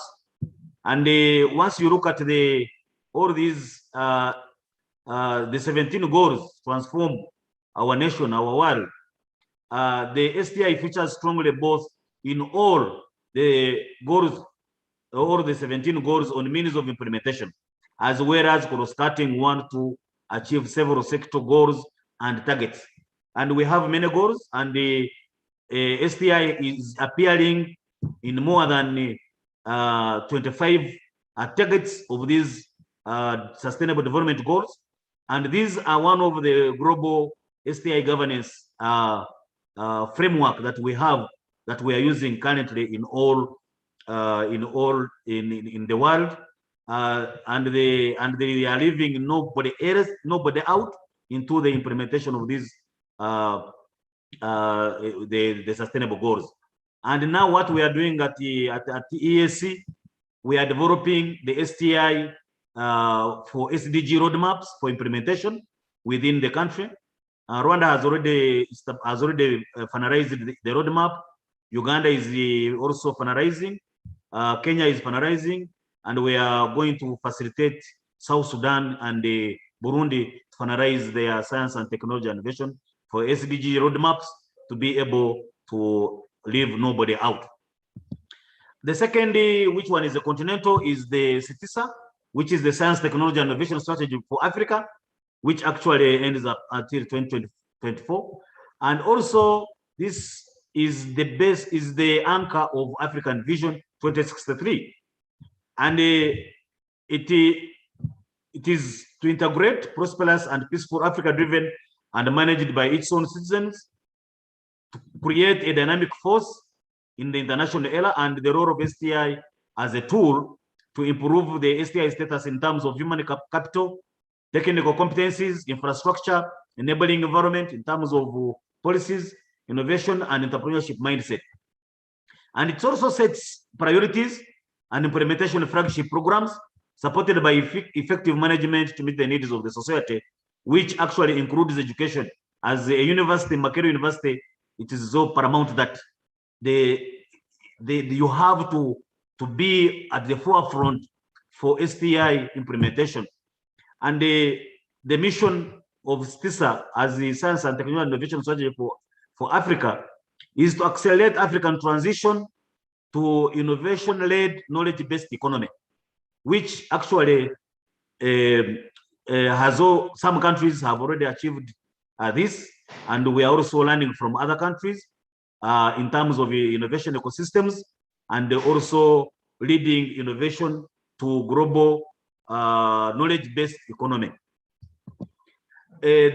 Also the regional one is the East African Community Vision 2050, which is the regional vision for socio-economic transformation and development.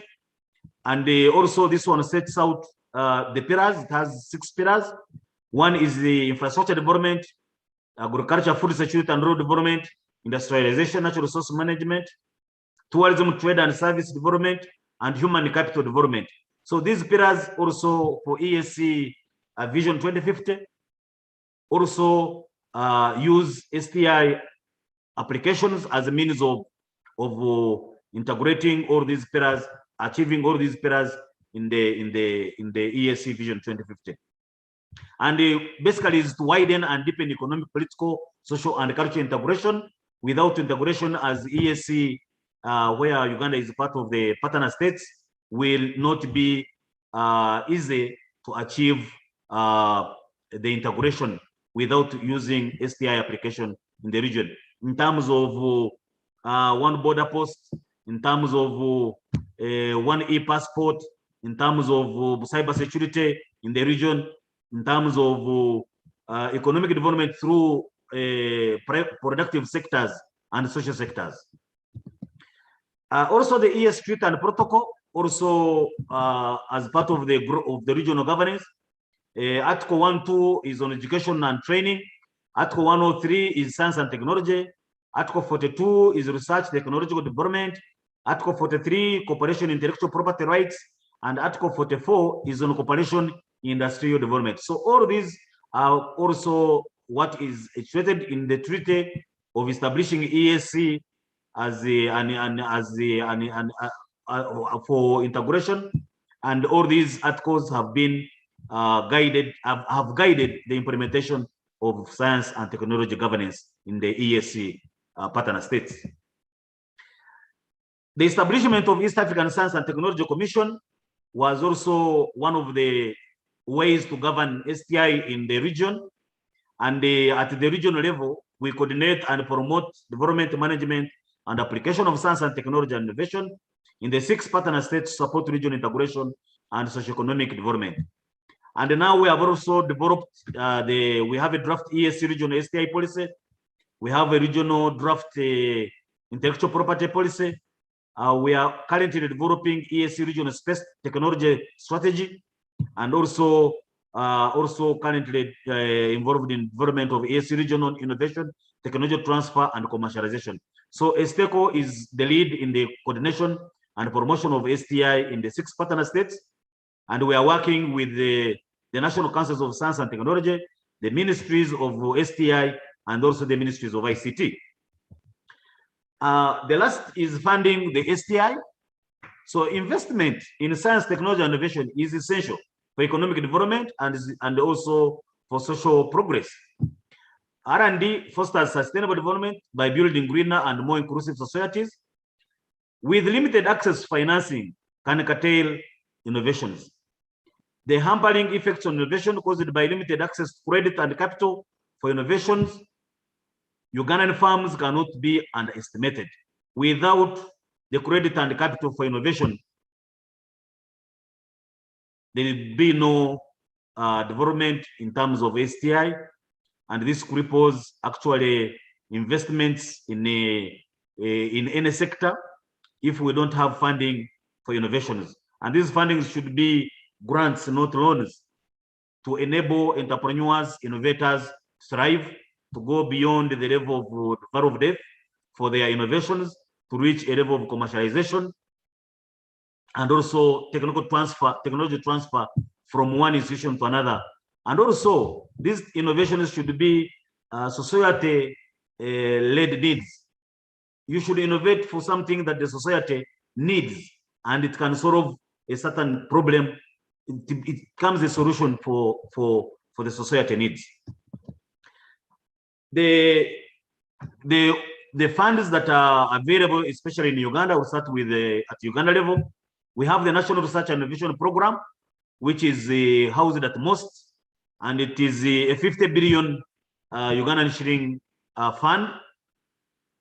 It is a program aimed at encouraging creative and supporting innovations in Uganda, and its main goal is the National Research and Innovation Program to promote research and development, technology incubation, and technology commercialization activities.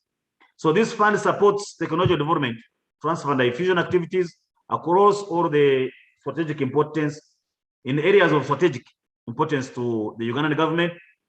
They also look at enhancing science, technology, and innovation capacities through strategic partnership, and also supports the development of key science and technology innovation infrastructure and requisite human development capital, capital development at the national level. The second is Makerere University Research and Innovation Fund, which actually has also like 30 billion Ugandan shilling every financial year. And this fund is supports high impact research and innovation that informs the national development priorities.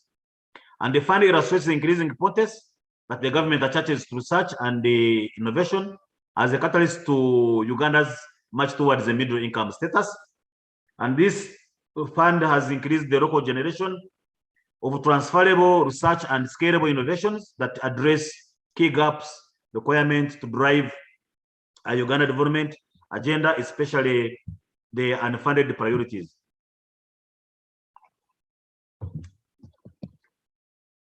Another areas of funds available is the presidential funding initiatives. These several interesting research projects are in the development with the grants funding under the presidential initiative programs, and their commercial success or development impact. However, this one has been difficult to assess, but we shall leave it to the government to see if these presidential initiative funding the development impacts it has created. The first one is the presidential initiative for science and technology innovation, which actually is housed by Uganda National Council of Science and Technology, Uganda Industrial Research Institute, and the Makerere University. Another one is the presidential initiative on banana industrial development, which is actually being done in Mbarara, I think. Also, the presidential initiative fund is also available to fund STI applications and innovation systems in the country. We also have Science Granting Council Initiative funding, which is housed at the National Council of Science and Technology. And this initiative strengthens the capacity of science granting councils. The granting councils are National Council of Science and Technologies in the Sub-Saharan Africa to support research and the evidence-based policies that will contribute to economic and socio-economic factors. And the initiative's objective to strengthen the ability of science granting councils. These are the National Councils of Science and Technology in order to manage research, design and monitor research programs based on the science and technology, STI indicators, support knowledge exchange with the private sector, and also establishing partnership between these National Councils of Science and Technology and other science system actors. Another one is the East African Research and Technological Fund that STECO is establishing at 100 million US dollars at STECO, and the purpose is to support and promote. And the purpose is support and promote the coordination and development management and application of science and technology in the ESC. So the fund is to promote sustainable economic development and the deepen regional integration through generation, dissemination, and application of evidence-based technology and innovation transformation in ESC partner states by middle income economies 2050 as the vision of the ESC. In conclusion, regarding STI policies, there is a need to streamline policy priorities to improve coordination and reduce duplication. We need to focus on the STI functions required for change, not institutional mechanisms.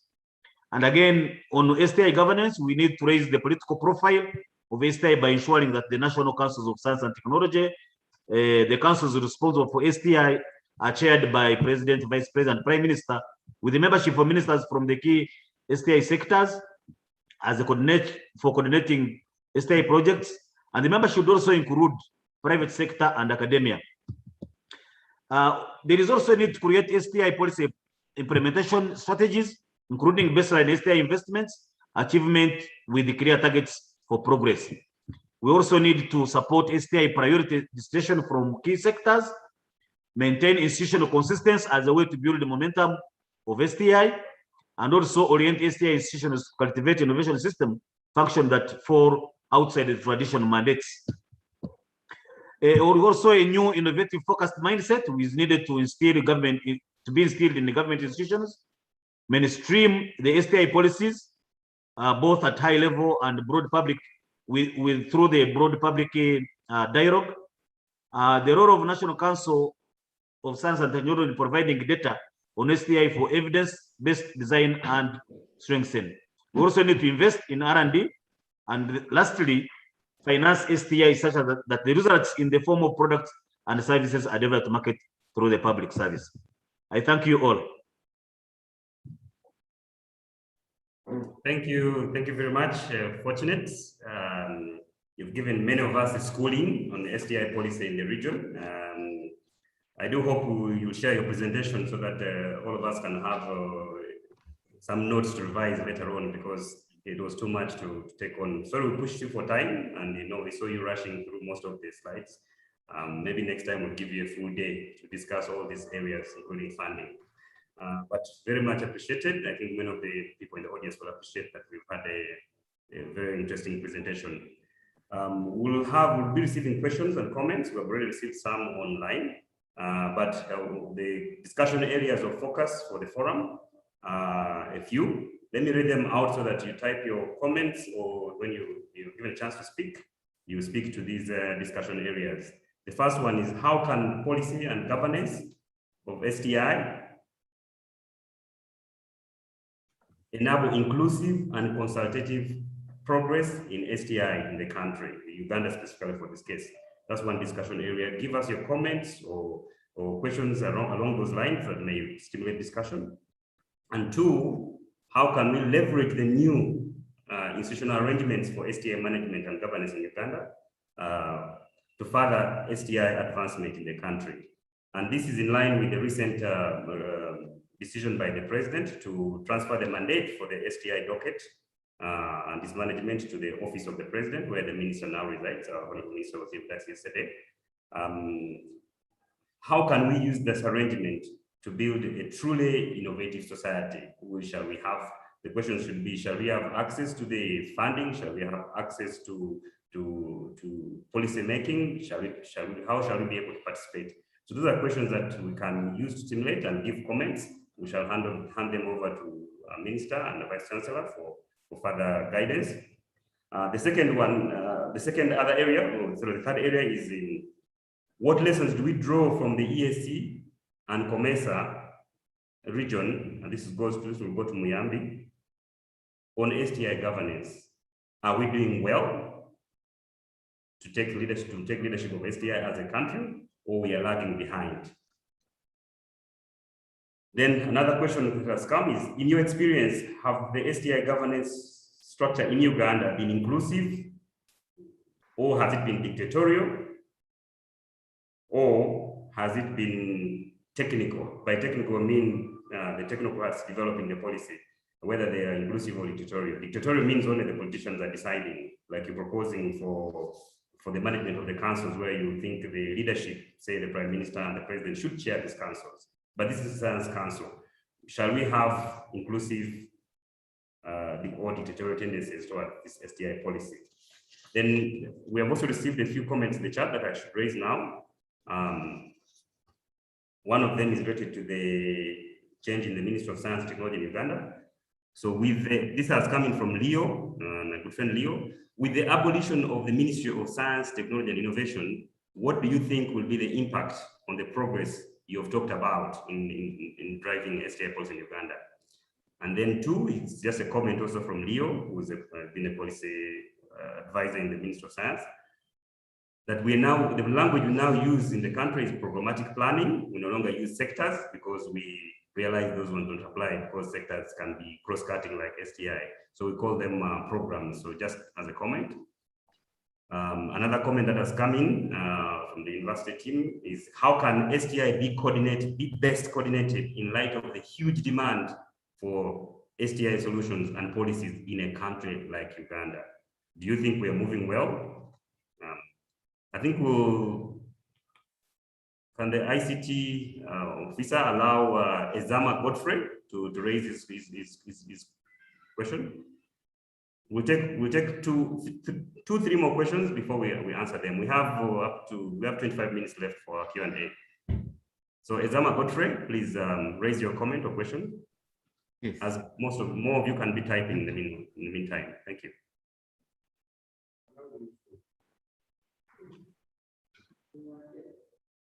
You can talk. Ezama? Ezama, please unmute and speak. You have the mandate to speak now.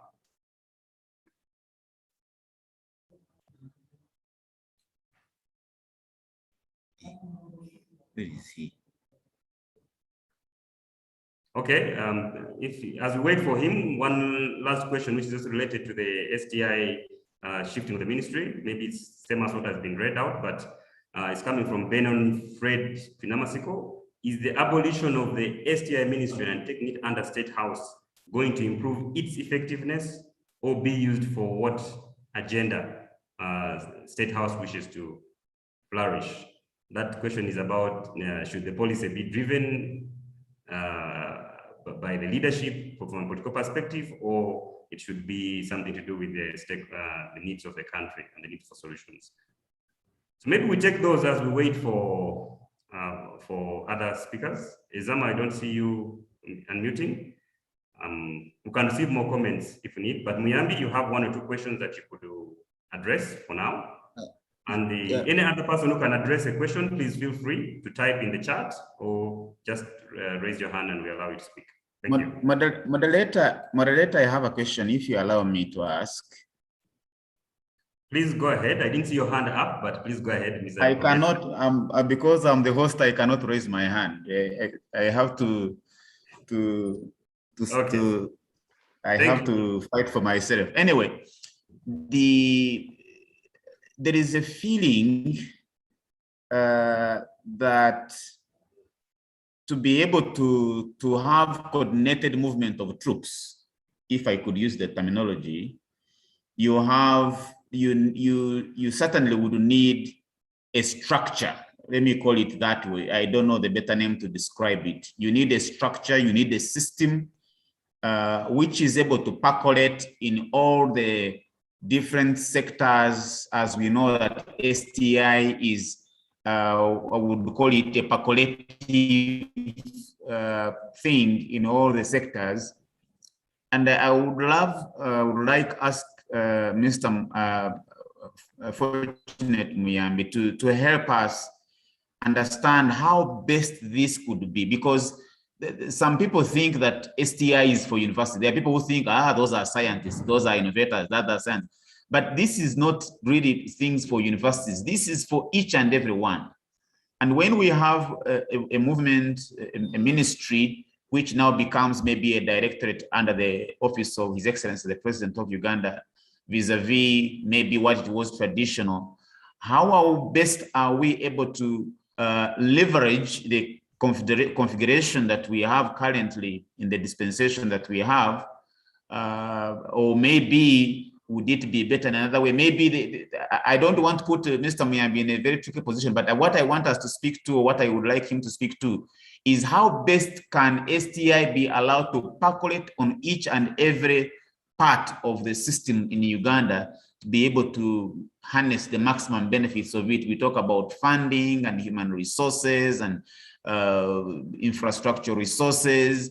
Who can be able to take responsibility of the resources that we have, the human resources, and how we can be able to catalog and be able to enhance them so that we can be able to maximize the benefits out of it. Thank you so much, Mr. Moderator. Thank you. Could we discuss those, Mr. Muyambi, and then we'll get back to more questions later. We have more in the chat, but let's first discuss those. Thank you. Okay. Thank you, Mr. Ruka, and thank you. Thank everyone who has asked the question. I will start with the Professor Arthur's comment. As I said during the discussion, institutional arrangements and structures are very important, and how STI can percolate to the society. First of all, you have to have an institutional structures. If you look at the district level, there is nobody coordinating innovations. There is nobody coordinating any ICT applications in the real lives of the farmers, in the real lives of the society. Yet we are talking about the model structure of the parish model structures. Without involving STI, it would be actually not achieving the intended model structures at the parish level. But the one thing to improve the population, one is to include the budgets. The nation has to include budgets at the district level, at the sub-county level, on how these innovations will be, first of all, instituted, two, supported, and three, commercialized into a product for the society. And also streamlining. We need to streamline STI policies into existing institutions in Uganda. That meaning from the parish level to the district level to the regional to the ministry level and at the national level. We need to streamline so that this innovation and science and technology is not only thought for academia or for these research institutions at the national level, but we also need to involve the innovators in terms of governing their innovations. One thing which I've realized in Uganda is the support for innovators. People call for proposals, they call for innovations, and somebody is given an award. They don't follow up. If they don't even know how this innovation has featured after being an award, and even the award they give is very little. 1 million, 2 million, 3 million, 5 million, which cannot even commercialize most of the sophisticated innovations that the society need. So we need also to support these innovators in a way that can be progressive after the birth of death of the innovations. Now, how can we coordinate STI in Uganda? One thing I would merge this with the change of management, with the change of institution arrangement at the Ministry of Science and Technology. Originally, Science and Technology was coordinated by the National Councils of Science and Technology, and they were doing well. The ministry came in, they started duplicating. I'm very sorry, I will have to say this. They started duplicating efforts that the National Councils of Science and Technology were doing, and these are two different institutions. There is a budget allocated, but the efforts have been duplicated. And again, the mandate of National Council of Science and Technology that originally was the home of science and technology became actually invisible. So the president saw it fit to come up with a presidential initiative, science initiative, to be coordinated by the president's office in order to leverage on resources that are available for innovations. There is a goodwill. That's the most important. There is a goodwill of the president, and there is also the goodwill of the initiatives that he has come up with, and the impact of progress on the STI is going to be reduced until the structure at the Presidential Science Initiative is well arranged to coordinate with the other ministries. The coordination, the ministry is a coordination. The implementers are other sectors in the ministries. So arranging the Presidential Initiative, Science Initiative would create a more effective measures of how they can coordinate with the other sectors or programmatic areas which you have changed from sectors into the establishment of the STI. Now, on another question on how do we have an inclusive STI involvement of all in Uganda? As I said, we need to involve the immediate programmatic areas, the sectors. We need to involve the legislative. We need to have the enabling environment in terms of policy. We need to have also capacity building in terms of what Makerere University is doing and other technical institutions and also other research institutions are doing in order to have an inclusive STI applications in the ESC. In terms of the lessons learned in the ESC, I've explained we coordinate our activities through the ESC has a treaty. ESC created Science and Technology and Innovation Commission to streamline STI implementation, coordinate STI and management of STI applications in the region. And this has created also development of enabling policies in the region, like STI, like IP, and also innovation strategies. And we have also partnered with the different development partners in the region. So the lessons learned here is we have looked at the model of implementation of STI in the region, and we found that we have to involve the, for us, we have to coordinate, but the implementation should be done by the ministries responsible for STI and IP, STI and science in the countries. And they also leveraging on STI institution arrangement is very is good to improve on the STI implementation in the region through the human capital development, and also access to funding is paramount. Each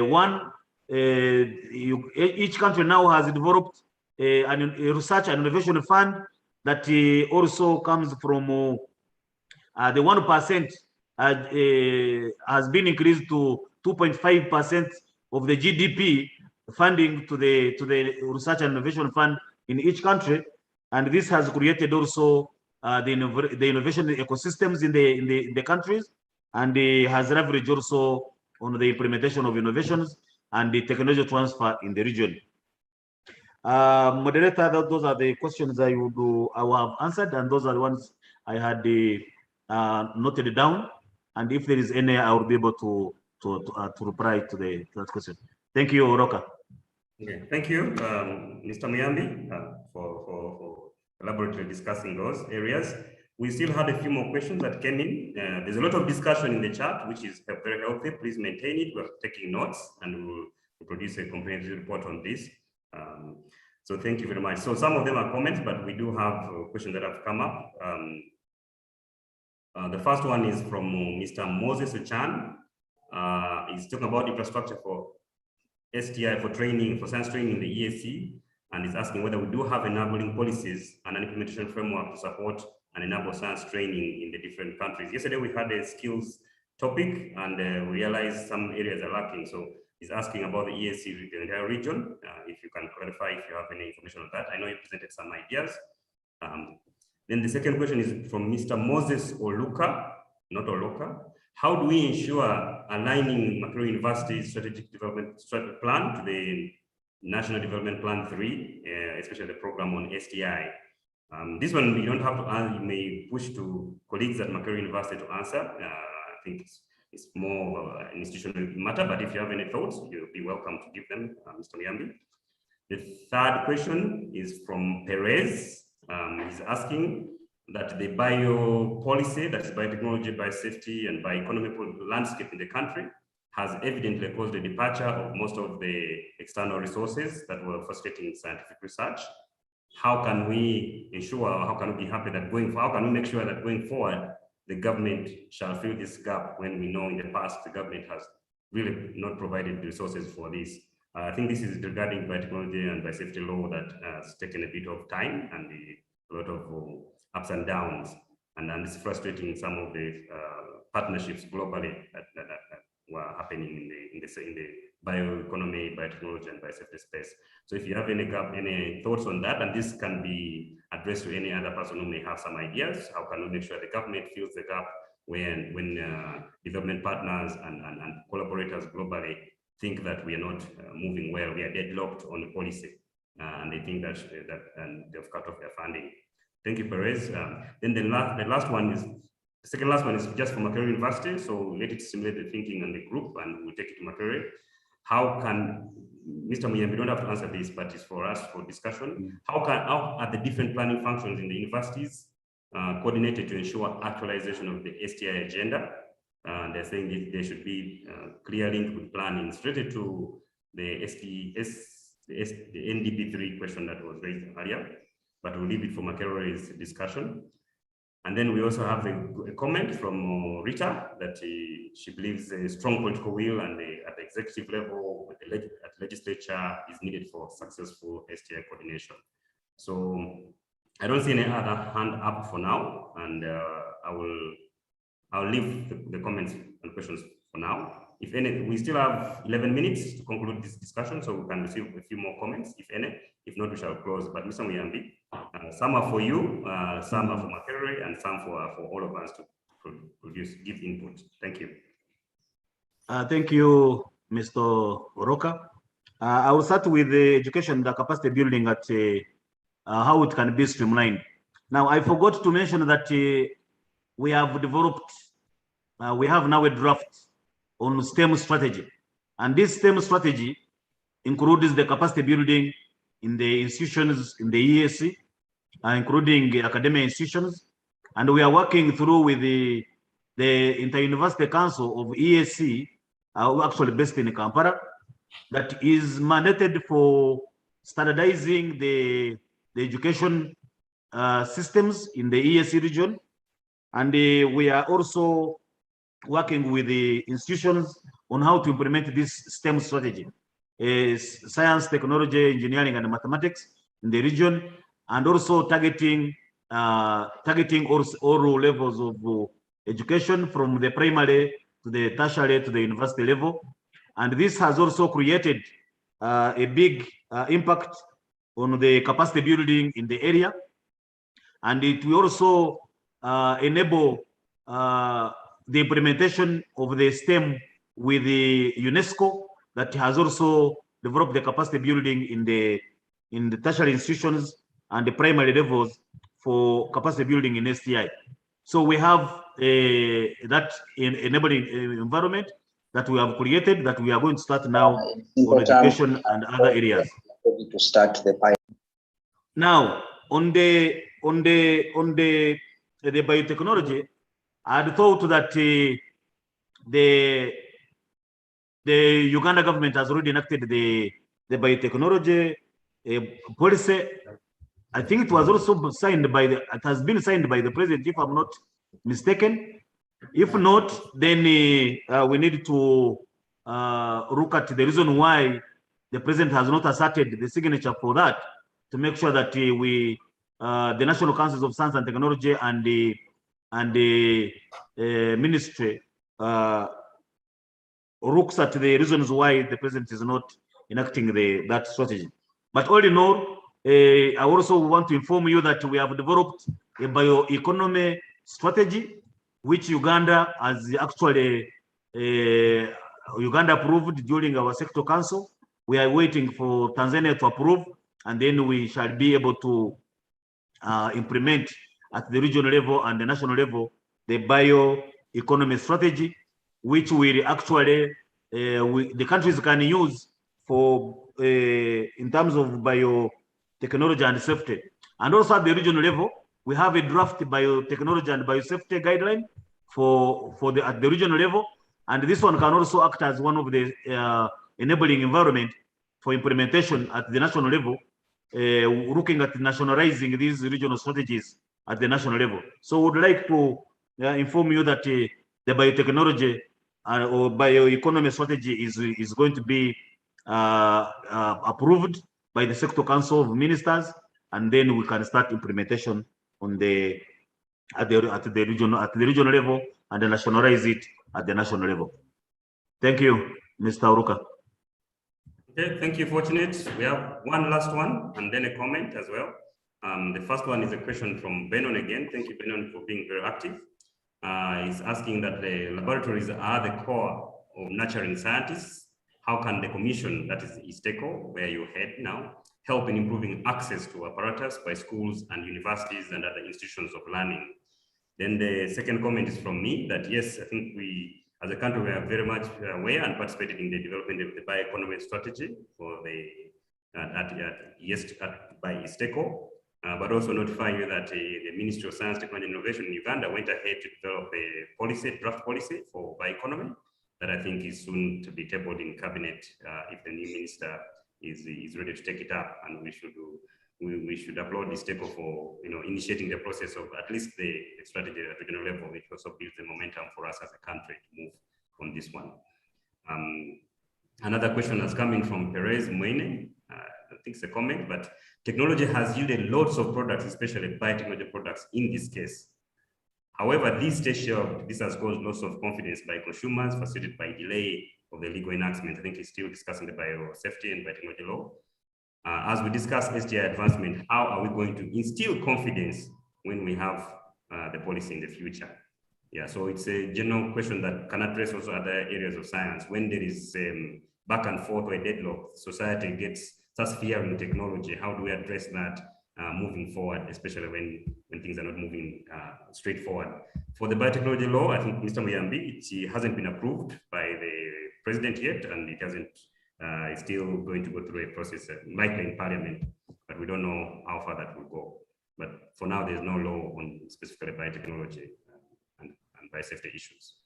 So, Mr. Muyambi, if you can come in to address the one comment on these laboratories and how ISTECO can support that.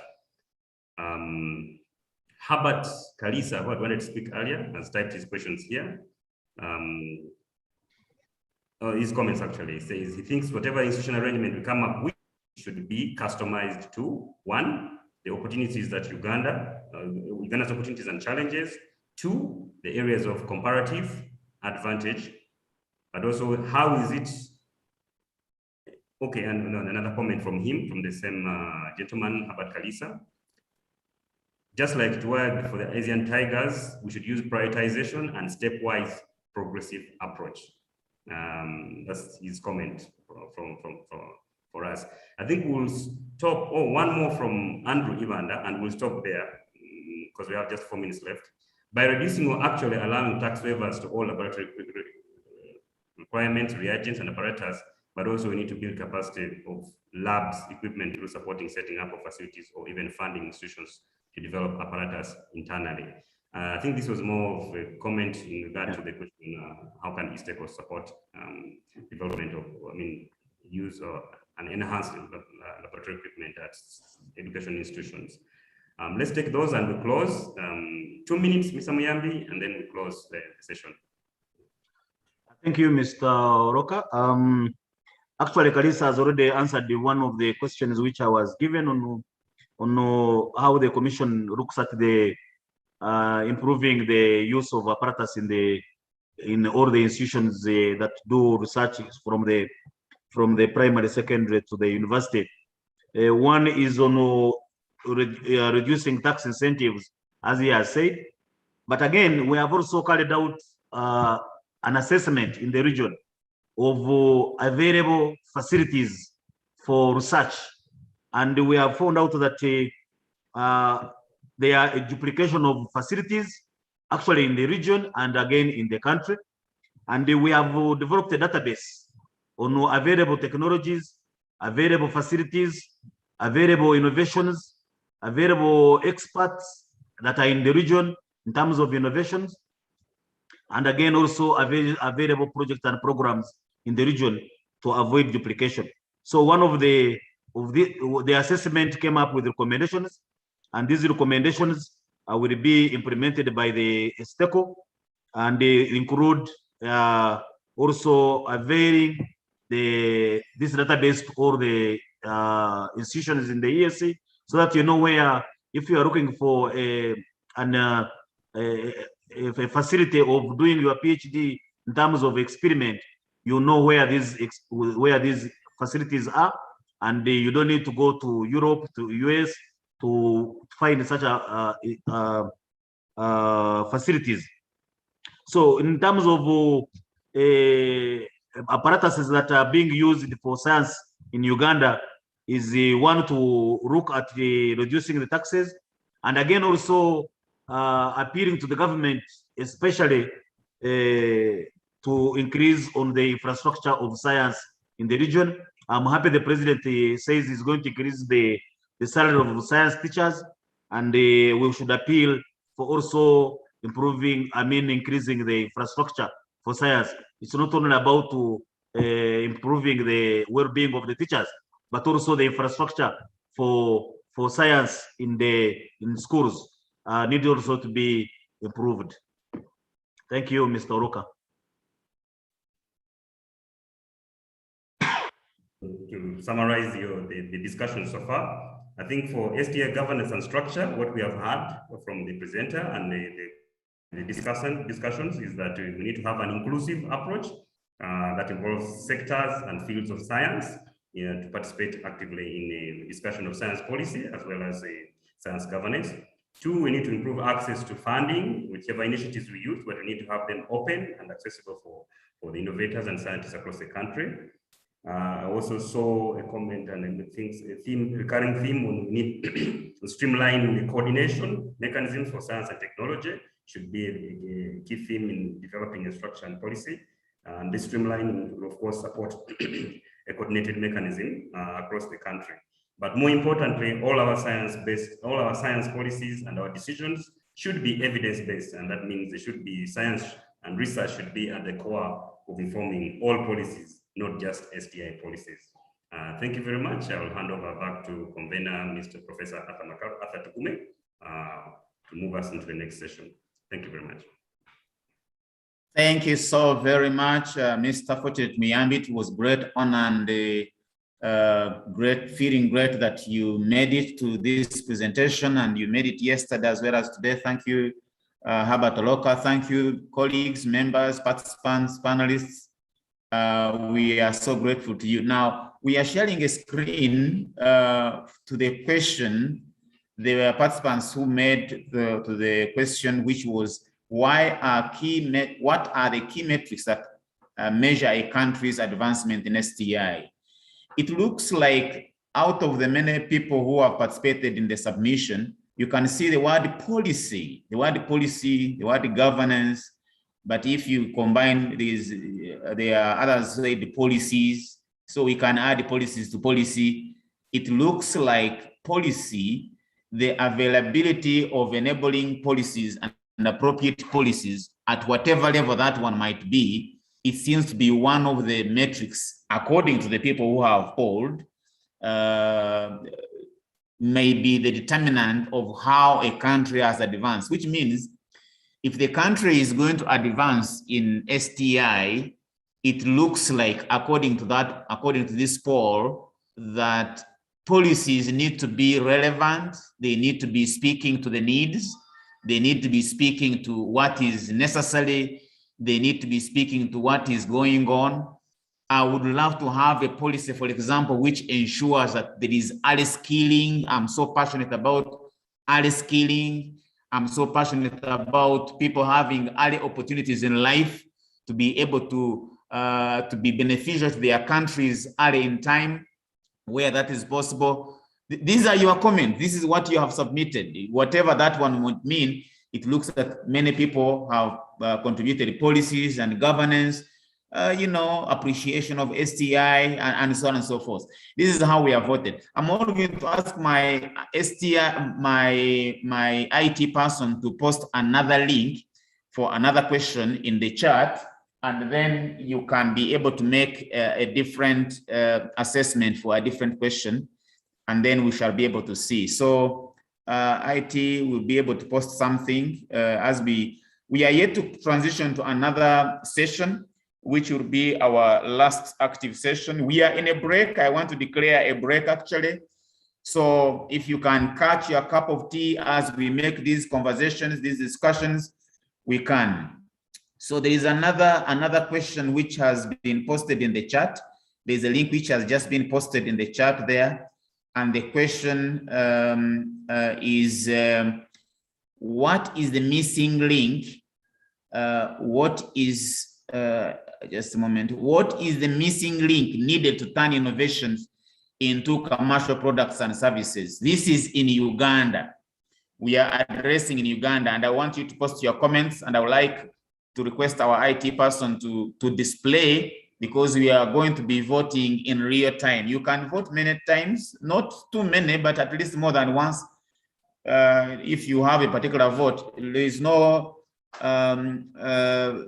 we don't rig votes here. We put in our opinion. So let's have IT person has displayed. Could you please answer? I can see answers are still coming. Good, doing it very well. I'll ask the IT person to display it better so that we can have a bigger view of it. Thank you for the good answers. Thank you. Follow up. Funding support. IT person can display it. Just keep the answers coming. Is I able to display it?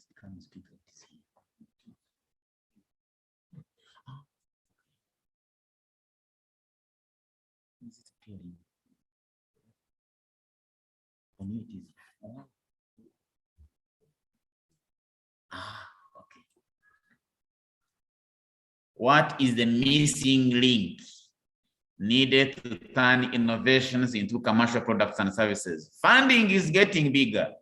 I'm not making a noise to make it bigger, but if you think it is, why not? All right. Follow-up, coordination, copyright management, government support.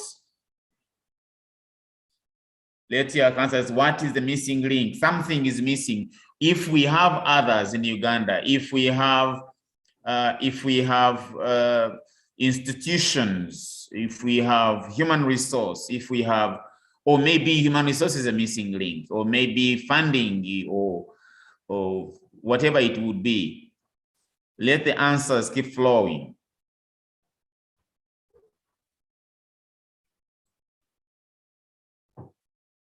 It looks like funding is taking the day.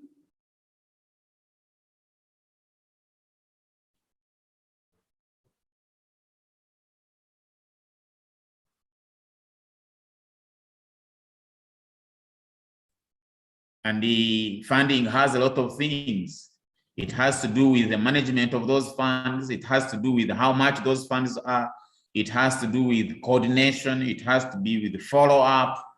It has to do with the how they are administered. It has There's a lot of things in that funding, you know.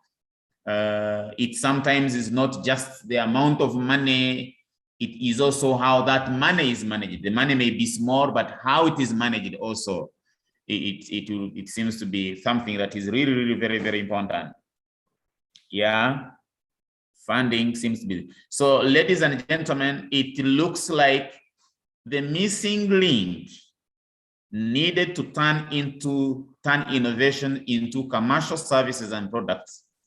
It looks like there is something about funding. It could be the amount, it could be how the amount is managed, it could be how the amount is administered, it could be how the amount or the money is coordinated.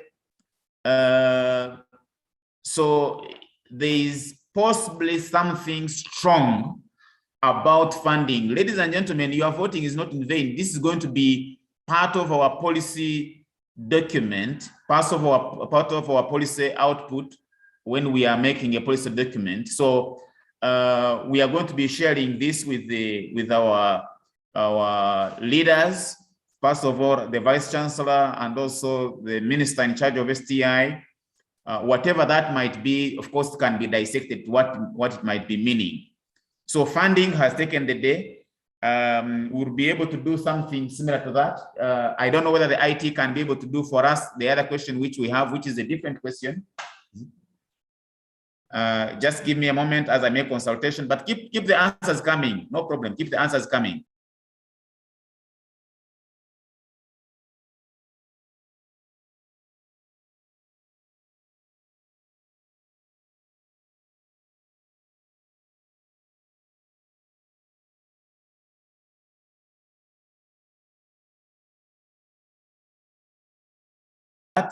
We have captured that, and the IT is setting up a link for another question. This is part of the process. We all want to participate, and meanwhile, I'll be handing over shortly to Dr. Martin Ongol to be able to moderate the next session, which is about innovation and incubation ecosystems. Let me ask the IT to post another question in the chat, so that we can also begin to answer it. And these are views. Your views are very important. Your views can change policy. Your views can guide. Your views are well considered. It would be really very, very helpful that we use this opportunity to make a change that we may wish to see in our country. So there comes the link. Just click it and answer the question that is there. How can we motivate and interest more young learners to take up science education? Please give the answers, and I will ask the IT to share his screen, and then we have the answers coming. How can we motivate and interest more young learners to take up science education? Yesterday, Professor Gujo, he took us, he gave us a ride, a really enjoyable ride on how our education system could be rebooted. One time I asked him a question, and he mentioned that changing technical education into technical schools and colleges into universities, he used the word that I love to use. He said, that is darkness at noonday. Wow, mentoring. That is also a pregnant word. And I pray we can be able to give in the answers. Please, the answers are anonymous. Don't fear that we don't know who is voting what. So, and we do not need to know. Please give your answers. Somebody has answered mentoring. Somebody has entered mentoring. Very good. Motivators for students, involving them early. Good. Communication of science. This is wonderful. Exhibitions, which means showing how essential, how practical the science might be. Practical use of science. Actually, if we stick to one word, if we if you want to be more clear and to have our voting easy to follow up, we just use one word. One word would give us a best. Because if you say science education, another one will say education is science, and yet you are trying to say the same thing. And according to Menti will take them as different. So if it is practical, say practical. If it is the exhibition, do exhibition. If it is attitude, put attitude. The Menti will be able to capture it. But if you say good attitude, another one will say appropriate attitude, another one will say attitudes. It is treating them as but it looks like mentoring is coming up easily, which means that probably the young minds need to be spoken to, they need to be encouraged, they need to be. Now, you shouldn't vote mentoring because more people are talking about it. Speak your mind. Speak your mind. How do we motivate? If you have a P7 chap, if you have a senior 2 chap, if you have a senior 1 girl or boy, and if you have young people, how do they get picked up? One time my daughter keeps saying me, but Daddy, you like speaking in a scientific context. And I was saying, what do you mean? And then she was asking me, please buy for me this from the market. And I say, okay, I'm going to buy it, but in case I fail to buy it, I will buy the other one. She laughed and said, you like being scientific. I said, no, I'm trying to say, if this one doesn't work, I create alternatives. That's how we interest, we mentor, we encourage, it seems it is hard to get a consensus, a good consensus in how to interest young minds, simply because I can see trained teachers, I can see mindset change, I can see policy, I can see full-time scholarship, I can see all these are wonderful things. And they are all in surrounding, making the shield around mentorship or mentoring. I can see strategy, I can see practice, promotion, demonstration, involving them early. I love that. Involving them early, laboratory equipment, enabling environment, labs and demonstrations. This is beautiful. This is amazing. This is great. Science laboratory, science advocacy. This is informing policy. This is informing policy. We are going to do a few more questions after this session, the session that is coming on. So please, because of time, allow me now to hand over the session to Dr. Martin Ongol. Dr. Martin Ongol, are you in the house? We would like to have you take on the session, and then we shall come back later with the poll that we've been doing. Dr. Martin Ongol, are you in the house, please?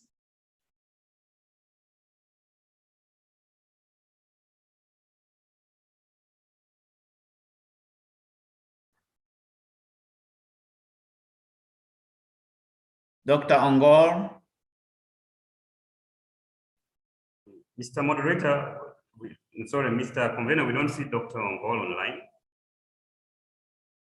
Okay, so in the interest of time, can I ask you, Mr. Loka, to actually also moderate this session and invite the presenter to make his presentation? Okay, I need a bio, please. I don't have his bio with me.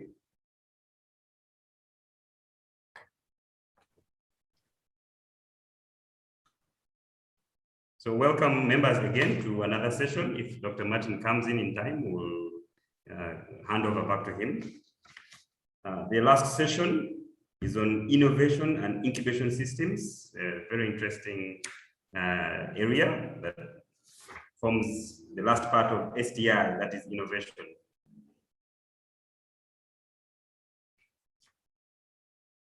Thank you. So our speaker, do we have his bio, Professor Kumi, ready? I'll give him a chance to, a few minutes to talk about himself. You have it, sir. But we can give him a chance to speak about himself. Okay, I'll add more a little later, but Japheth, Kawanguzi is just a minute. Let me read it fully so that I don't miss out a few things.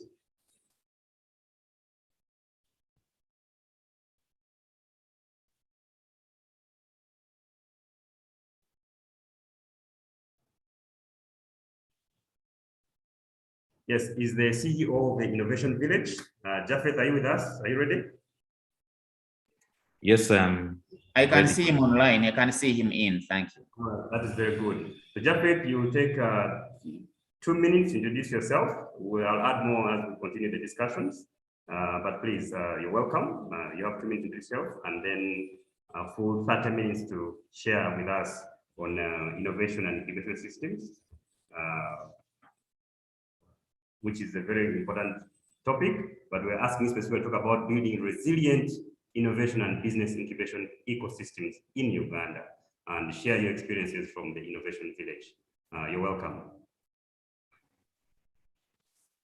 Thank you very much for having me and for the introduction. I'm excited to be here. I logged in and logged out because I wasn't sure I was in the right session before. I don't normally have conversations with academia, which is something that needs to change because a lot of the work that we do is with the private sector and working with in research, technology, entrepreneurship, and innovation. But I'm really excited to be here today to share a few insights from the private sector, but also on opportunities to build resilient ecosystems for science, technology, and innovation. My name is Japheth Kanguzi, and I founded an organization called Innovation Village, which is growing to become Uganda's launchpad for leading entrepreneurs, technologists, and people who are interested in innovation. We have built now 5 incubators across the country, in Gulu, in Jinja, in Barara, in Tinda, where we have 4 floors of entrepreneurs. And then because of the depth of the creative sector in the country, we have also spun off an organization that we call Motive, that is also tapping into the creative sector and building a sustainable ecosystem for the creative sector in Uganda called Motive. I think with all due respect for everybody on the call, we thank you for inviting us. And if I guess anything is forgotten about what I'll share, is it's admirable to see a lot of the insights that are coming through. And Uganda is one of, I think, the countries in the region, of course, represented by the work you are doing, that's deep in research, in science, and in bringing those ideas to life. But we are yet to see this turned into sustainability and commercialization, especially, which is a big challenge that I'd encourage everybody on the call to be interested in terms of how do we turn all of these insights that you have into, how do we commercialize? How do we become more competitive and turn these insights into practical everyday life, which is the opportunity and which will validate all the work that we're doing. And I'd like to share my screen to take you a little bit into the world of business incubations and how we can also build, the resilience that we need as researchers, as people interested in technology and innovation. Like I said, a lot of the work that we do is heavily private sector mindset led, is heavily on the side of how do we commercialize and how do we tap into all of this potential and try to bring it to market. That is particularly our interest. And for all the researchers, for all the capabilities that we have, if we're not able to bring it to market, then we'll not complete the loop of value or sustainability that we need to bring.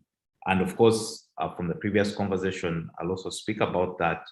I had, funding coming up primarily And the traditional source of funding that we tend to look at is government, is international, but there are other alternative sources of funding that we can also tap into based off the problems we are solving. So I'd like to also just put it out there and say, for me personally, based off the experience that we've seen, it is not funding. It is rather readiness for funding. You know, are we, have we packaged what we're trying to do in a way that it is investment ready and can attract funding? That is the question that we need to answer, especially as researchers and people involved in science and technology. So personally, I think looking and bring the conversation down to the business incubation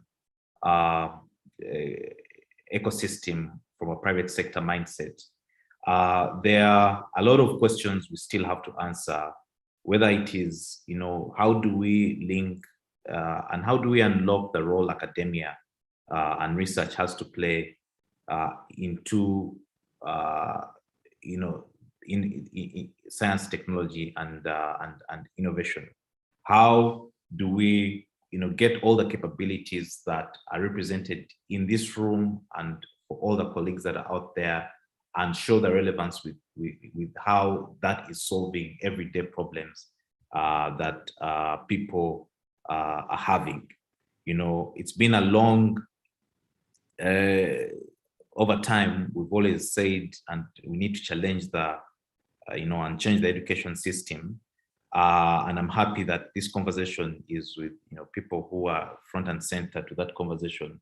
So we need to constantly understand how, again, do we build local capacities for science, technology, and innovation, which is some of the work that we do every day with entrepreneurs. So a key gap based off our lessons learned is that if we are able to, get all of these capabilities represented well in research, in science, with academia, and couple that up with business and entrepreneurship mindset, then we know that we are not actually at the mercy of funding. Funding should actually be looking for us because of what we're building. That's the entrepreneur mindset of solving the problems with the research or with the science that you are having. And then, of course, opening up markets for all the science, technology, and research that we're doing. And a big problem that I have personally encountered speaking to most technologists is looking at Uganda as the horizon of opportunity. And yet we now know with the Africa Free Trade Continental Area, Africa is your market. It's no longer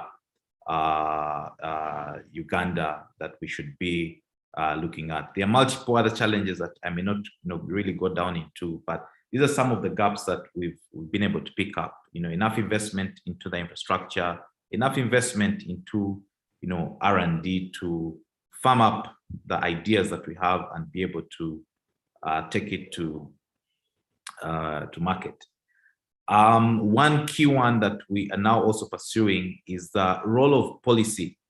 Policy to be a weapon that we can use to bring to life the capabilities of science, technology, and innovation. And of course, from everything that's happening, you've seen the role of intellectual property that we know policy can also help us farm up. So in looking at the gaps, we try to understand what then do we do if we're going to successfully build, incubation and supports, the emergence of science, technology, and innovation. One of the things that has informed all the work that we do at the Innovation Village and across the ecosystem is we came to the realization that in unlocking the potential of science, technology, and innovation, hope is not, a strategy. And we must each take up that responsibility. We must each stand up and lead in the different capacities that we represent. I'm passionate about academia, as we shall see later, also because, academia anywhere in the world, if you go to anywhere in the world where science, technology, and innovation has thrived, it has a link to academia. You go to the Boston area where Harvard is and all the technologies that have come out of there. You go to Stanford in the Silicon Valley and its role in shaping innovation. In Africa, you'll come to the University of Cape Town and what it has done around building knowledge and capabilities and talent, to enable science, technology, and innovation. So just to put it out there that we need to all be involved in building the ecosystem that we want to enable business incubation and commercialization of our ideas. Now, the other thing is that we can't wait for this hope to happen to us. I know a lot of the colleagues in here may probably be from a science based background, but I just wanted to highlight how entrepreneurs and technology is shaping opportunities out there in other countries. Africa is now a $2 billion industry annually in terms of entrepreneurs and people interested in technology and how they're commercializing the ideas that they have. Just last week, OPE, which is a Nigerian startup, raised $400 million, and it was led by SoftBank, which is the first investment in Africa for them. Cheaper Cash, which is also run by a Ugandan, also got that $1 billion valuation after attracting $100 million. Flutterwave raised its $170 million to make now a valuation of $1 billion. And Stripe, which is a Nigerian startup, again, was acquired by an American fintech called, Stripe acquired Paystack. Now, the uniqueness of all of these companies that I'm highlighting here is none of them is more than 5 years old, 5 years old. They're all young, emerging companies that are solving everyday problems. And that is the opportunity that we have if we're able to understand the research that we have, the science that we have, and how it is solving problems for the communities, for businesses, for industries across Africa, not just across and only in Uganda. So all of these companies have that outlook. So a lot of the work that we do at the Innovation Village, and this is a plug for us, is around how then do we build that ecosystem that can support science, technology, and innovation and incubation of ideas, of entrepreneurs that are coming out of the country. And what do we need to do? And this is our approach to business incubation. I think for me, like I said, everything begins from academia. We haven't successfully yet managed to link up with academia to ensure strong relations in the academia role, in building knowledge, in making sure the talent that's coming out from academia is speaking to resilience, is speaking to agility, has the mindset of solving problems, not the mindset of looking for the next job. It's a big gap, but that's the beginning point, academia. And then we work to build communities of researchers, people in technology, entrepreneurs across the country. And now, because of COVID-19, we now are building a virtual community of entrepreneurs.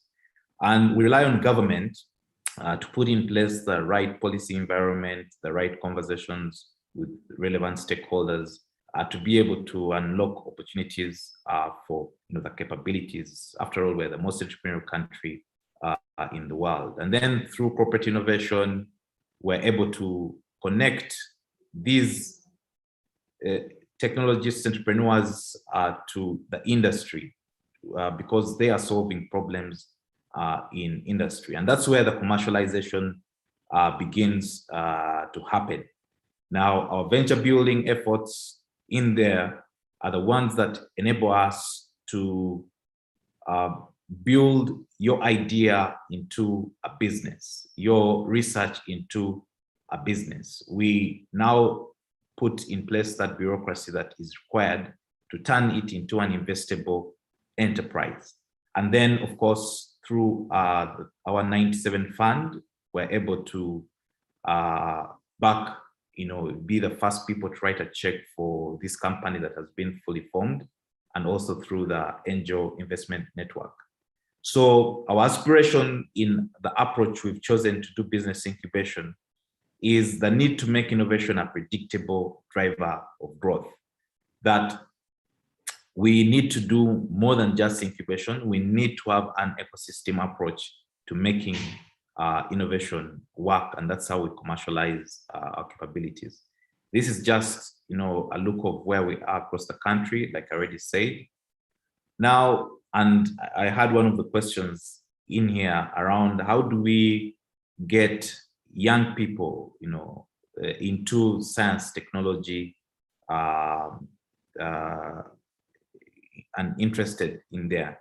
I'd like to confirm that some of what we're doing is we have a STEM cafe at the Innovation Village. This is a space that has 14 different workflows within the STI framework that is used by young kids between the ages of 5 to 18. So they're able to sign up and they're able to get their curiosity challenged, and then they can choose a path that they can take. This is part of the work we're doing to unlock STI interest at the early stages. So personally, building the village has taught us one thing. It has taught us that achieving sustainability and the right development outcomes depends on our ability to connect the multiple independent actors. This is government, academia, private sector, individual entrepreneurs, international stakeholders, to come together to begin each bringing to the table the role they represent for the ecosystem. That is the ecosystem. What we have in Uganda, which is challenging our ability to do a lot of business incubation, is each of these elements, whether it's the private sector, academia, individual entrepreneurs, are living in isolation of each other and are not tapping into the different roles they represent to each other. And that's what we need to break down to make sure the ecosystem is working for all people involved in the ecosystem. And in building resilient ecosystems, we've learned that incubation really is the bedrock for infant businesses that we call startups. And I'm very keen to note that a startup is not an SME. There's a big difference. So incubation allows for that startup to be able to be validated, to be able to be seeded, to be able to move to the next level of actually turning into an idea. I listened on the news, I think 2 days ago, and they said the Minister of ICT and National Guidance is engaging Facebook on how to see if we'll open up after the conversation. But then for me, that wasn't the point. The point was, Facebook was created by someone out there, a single person, and has now become this global behemoth of an organization that is now sitting down to engage governments. So that bedrock of the ability of your research, your science, your technology to become a global phenomenon is what incubation brings on table. But also incubation is able to now provide the entrepreneurial infrastructure that is required, to stimulate the ecosystem of people involved in research and technology. And that entrepreneurial infrastructure will involve access to capital, access to market, business development, and the capacity and technology that you need to be able to commercialize what you're trying to build. I know a lot of what I'm probably sharing is also different from the typical researcher or person involved in science, but I think the contribution to the conversation here from a business incubation side is how do we bring the other side that's not available to be able to complete the value chain of support. And for me, the other thing about business incubation is this is where risk is born. We all know that our cultures in Uganda, and Africa shun failure. When you fail, you're laughed upon. And yet in more mature ecosystems where science technology has really taken off, a failure is a badge of honor. If you haven't failed, you haven't really started. And then of course, the evidence that, we're able to create jobs, we're able to expand the tax base, and the fact that, STI now is equal national competitiveness. It is where nations will either rise or fall, either be left behind or go ahead. Across Africa now, one of the big topics in business incubation is around the Startup Act that we're also trying to champion for Uganda, to understand how do we put in place that national policy environment that can support the competitiveness of our technology entrepreneurs. So there are key questions that must be answered. What does successful innovation business incubation ecosystem look like? What are the hindrances to achieving it? And then what lessons do we have for Uganda?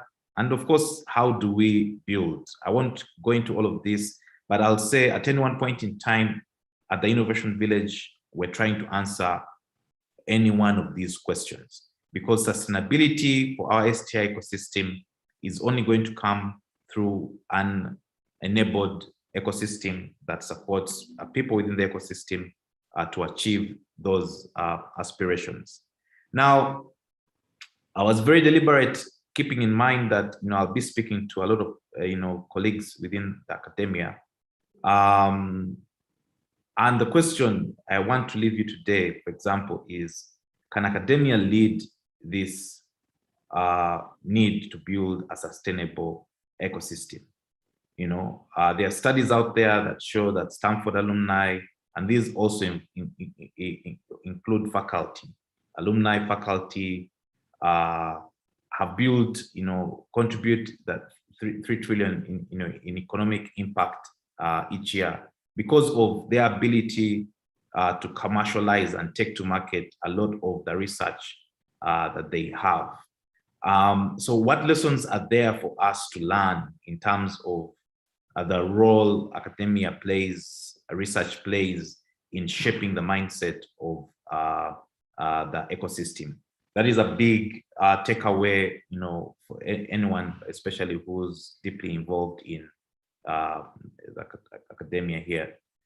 And thinking about it and why this is urgent, it's not like we have a choice as a country, as a people, based off the statistics. We know how many young people are coming out of school. We know we cannot create enough jobs for them. We know the size of the informal sector, the number of MSMEs in the country, and we know the role technology can play in terms of beginning to challenge this reality that we have as a nation. So there is a lot of value that's being left on the table because of us not completing that loop of value for all the science, technology, and innovation initiatives that we are currently undertaking. And keeping in mind that, like I said, hope is not a strategy. So it's really critical for us to bring everything that we, all the different partners on the table. I picked up a graphic to show a typical ecosystem that supports, incubation, especially in a more mature ecosystem. And like I said, one of the big challenges we have, we are playing in independent silos and not connected to each other.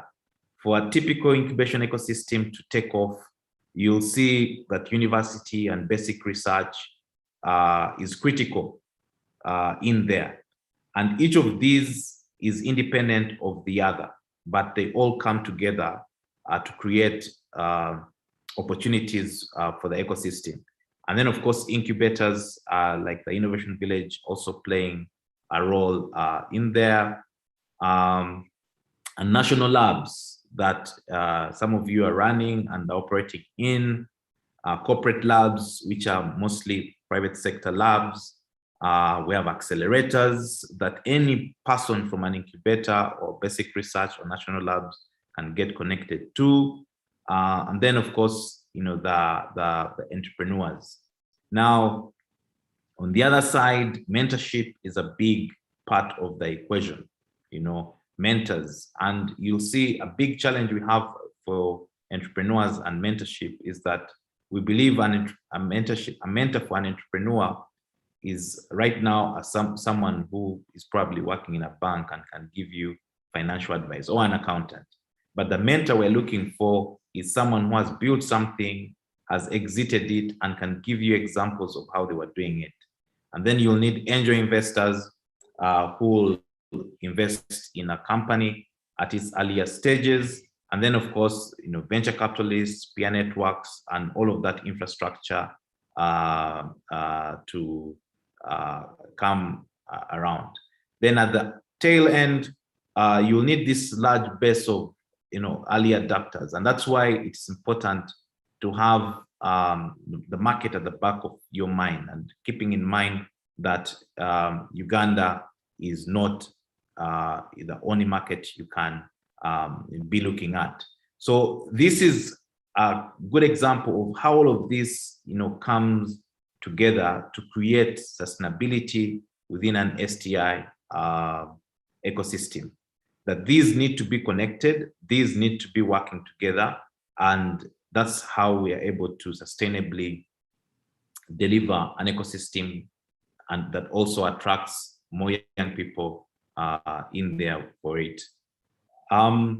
So from a typically entrepreneurial perspective, we need to understand that we have a choice to make. And I like, when they were moderating, the fact that, there was mentioned that the insights you share as participants are going to go back to inform policy. What we're having, what we're seeing in other countries, for example, this happened again in about 2 weeks ago, where the Central Bank of Nigeria froze accounts of 11, fintech companies.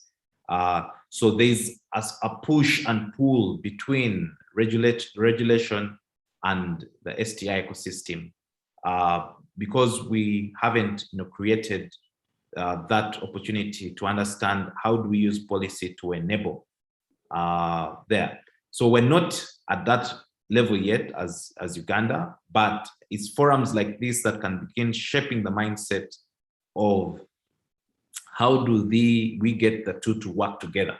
How do we get this ecosystem that I mentioned to work together such that we don't have, cases like this? And it may not be, fintech. It may be people doing research in health or in education or in energy or in all other sectors.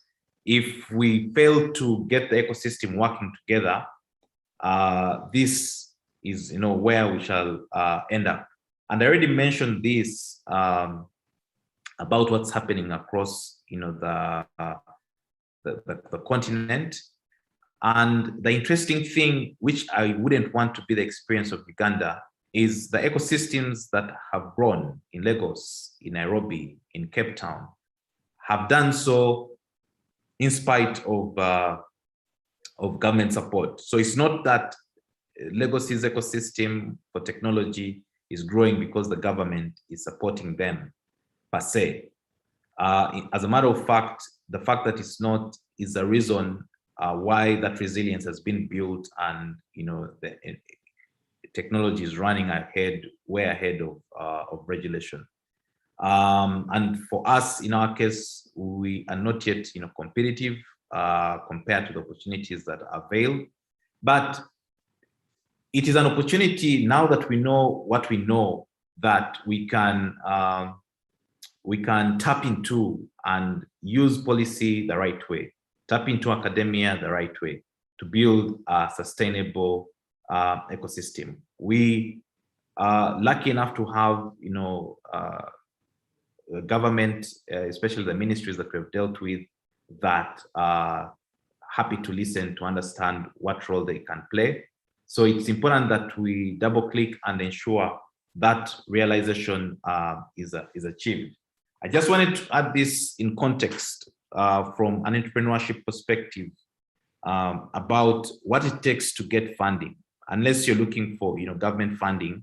But if you believe so much in the ideas that you have and the ideas that you're building, my call is that it's not about the funding, it's rather readiness for funding. So we have a model developed by our friends at Village Capital that we use to understand how much capital you deserve, when you deserve that capital, and what you need to do to probably get more capital into what you're building. It basically looks at 9 levels that you need to go through as you build your company, as you build your business. And this is how we incubate entrepreneurs.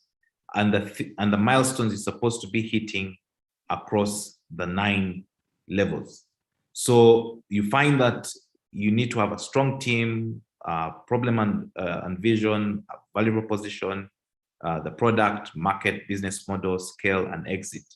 So we look at where you are across each of these levels and evaluate, meaning that even if at team, you are a level 7 company, at problem and vision, you are a level 9 company, at value proposition, you are a level 5 company, at product, you are a level 7 company.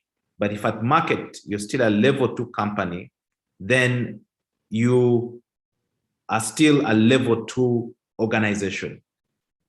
So your job is to make sure that you're moving from level 2 to level 8 and up onwards above the different milestones. Then on the right-hand side extreme, we also show you what type of capital that you deserve based on the level of readiness. So it's not how long you've been doing business, it's if you're ready for investment based off where you are across the 9 milestones and themes you are supposed to be hitting. So part of the reason we're not attracting funding as a country is if you look at the readiness as far as the milestones are concerned, people mistake doing business for 10 years or research for 10 years as experience, and yet they have not built an investable outfit. And if you look at the total continuum of how innovation or technology, especially for entrepreneurs, is financed, all the way from founders, friends, family, other people call them fools because they will believe in what you're saying, regardless of whether it can work or not. And then friends, family, funds, how they invest, all the way to the last, venture capital or equity in what you're trying to build as the business grows. You'll see that, unfortunately, in our context for incubation in Uganda, we're still at the founder level. Founders, we're still at friends and family. We don't have a single accelerator that is able to invest for equity in the STI ecosystem. So if you don't get funded in your earlier stages, you won't get funded in your later stages And no matter how long it takes, in this case, hope is not, a strategy. You'll continue being there and not taking off, which is what we need to begin to address as we look at building resilient ecosystems. And as I wind up, really, for me, the case for Uganda is quite, like we already said, the challenges that we face. There's so many opportunities. You do your research. Uganda is top among, whether it's research, science, entrepreneurship ability, young, energetic population. But we continue to stand in our own way, regressive policies around digital economy and taxation. And also, like we already said, the infrastructure around financing R&D and supporting entrepreneurship and technology. There's a lot more we can do around tapping into the penetration of I think internet, which is about 45%. That's how we get connected to the rest of the world. And if again that gateway right in the middle of COVID is what is being taxed, then you see we still have a long way to go. So in conclusion, really, I'd like to thank you very much for having me join this conversation. It's a highly interesting conversation for us from the private sector. As entrepreneurs, my challenge to you is we need to see more STI commercialization. And of course, like I said, it takes building an ecosystem to be able to do that. Academia needs to take the lead in building up our knowledge base. It needs to take the lead in giving us talent. It needs to take a lead in terms of research. It needs to take a lead in terms of inspiring new possibilities for us as a country and as a community. We need to explore more ecosystem approach to ecosystem building versus each of these elements existing in each other. And as an innovation village, we are open to create a platform for research and science to get connected to the market. We have a series of vehicles that we launch out where you can meet the market, connect with the market, pilot with the market, build hackathons with the market, and begin to solve problems with the market. We had an idea about how to commercialize, research by also connecting whether it's final year research projects to market, or how to bring in the private sector to share more with academia and universities on the problems they face, such that on the other side of academia, a lot of this research can begin speaking to those problems, and then of course later create a forum where the two can have a conversation. Thank you very much for listening to me. I'm enjoying the conversation, and we look forward to working with you in building Uganda's STI ecosystem. Thank you very much. Well, thank you very much, Japheth. Some of us are here to learn, unfortunately, like me, moderator. I'm not an innovator in any way yet, but learned a lot about the innovation cycle and the ecosystems that we have in place. Clearly, I think a lot is missing, and that's part of the reason we're going to have these discussions and policy, this issue. The area we're going to have is, let's focus on policy recommendations, because a lot may be achieved through policy. Of course, there's a lot more that we could do as universities that will still be policy at the university and academia, but also the support for innovations, which is a huge missing link between research and academia that we discussed. I'll posted the discussion areas which I was given as a moderator. How can research and academia link with private sector? That was one of them. And two, how can the public and private sector innovation and incubation and commercialization system be enhanced? Now, we've received a lot of comments, but before we get to those comments, I want to remind the participants and fellow panelists that Japheth introduced himself as the CEO of the Innovation Village. That wasn't enough, but the Innovation Village is an important hub, and in just over 4 years, it has become a national platform for innovation spaces, including building the motive, building East Africa's largest market space. Japheth wants to create 500,000 jobs through harnessing the power of innovations and building businesses from innovations. So 500,000, of course, is just 1 year of people getting into the job market. So Japheth, we want you to push to 10 million jobs, because all of us need employment, and some of us are not able to create the jobs. But if you know anyone who can work to create the opportunities, I think move your target a little higher from the 500,000. That's just 1 year of people getting into the job market, but we need millions and millions of jobs. So aim higher, don't aim to the big house, but aim higher to create more opportunities. So we have received lots and lots of questions and comments. Very good. The very stimulating discussion is taking place on the chat page. So I'll read the questions out for you. I've listed most. Please keep them coming. We also have a chance for you to speak if you have any questions or comments you'd like to address through your voice. We would ask you to raise your hand, and we'll allow you to speak. But so far, what we have, Mr. Kawanguzi.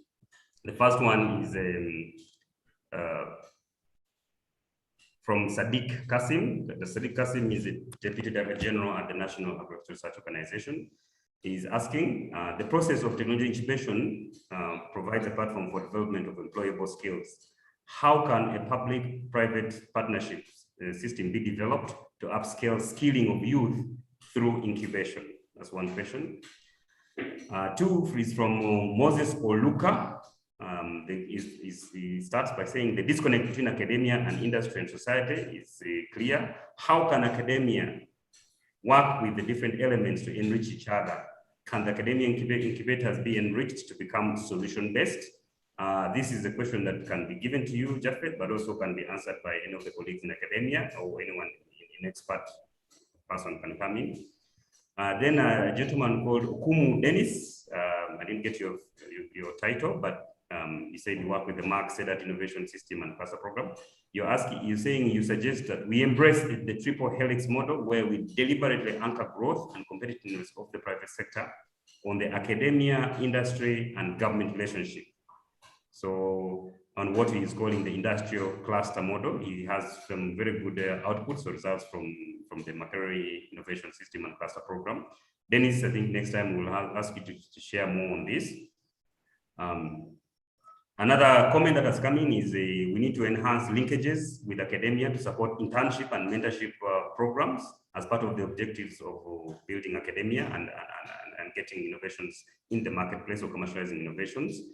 That one came in from Grace Prospero. And then from the moderator, I have a question for you, Japheth.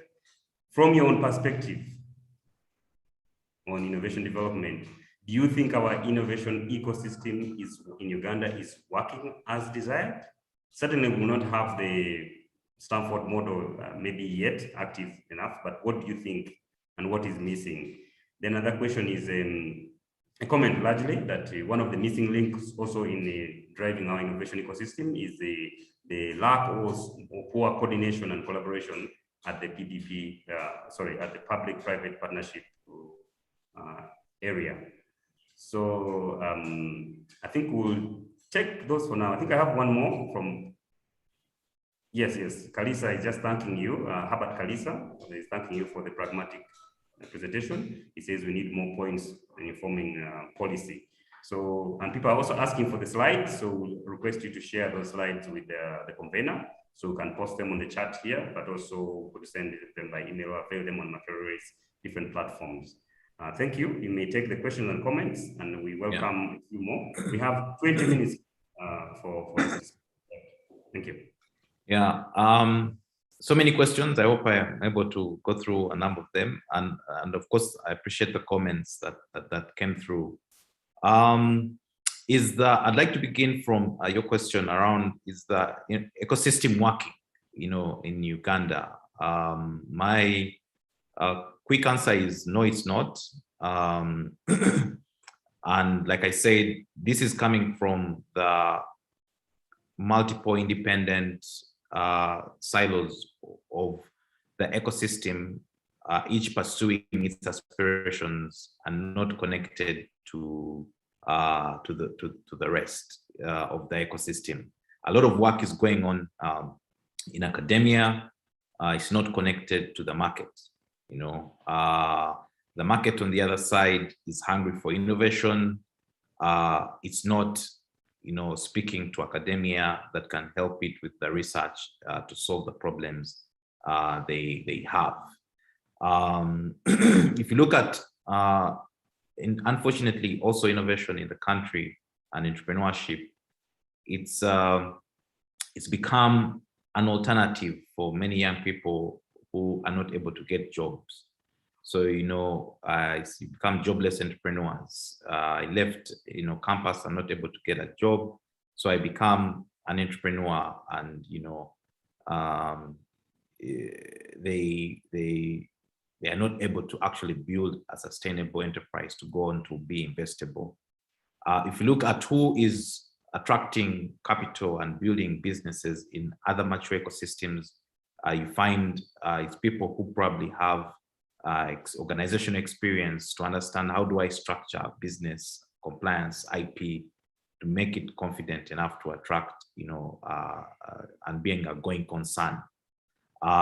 So that bit, a lot of that bit is not working.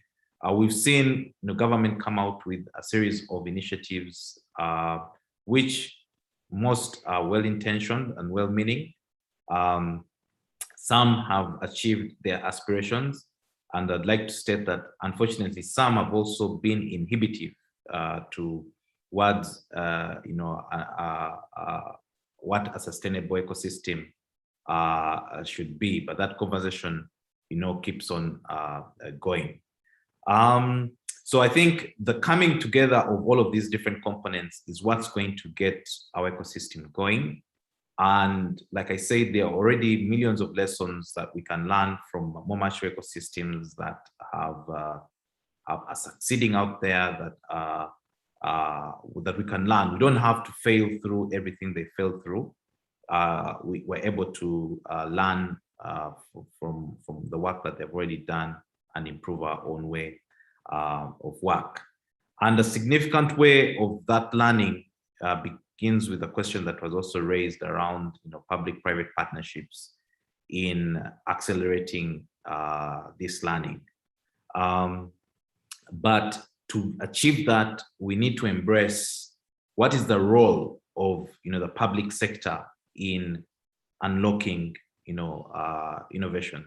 Part of the inhibitive measures that I was picking out was, if this role of the public sector is not fully understood and embraced, then you'll find that it's going to mix with the role of the private sector in supporting the ecosystem. And that's where problems begin to happen. And that's where we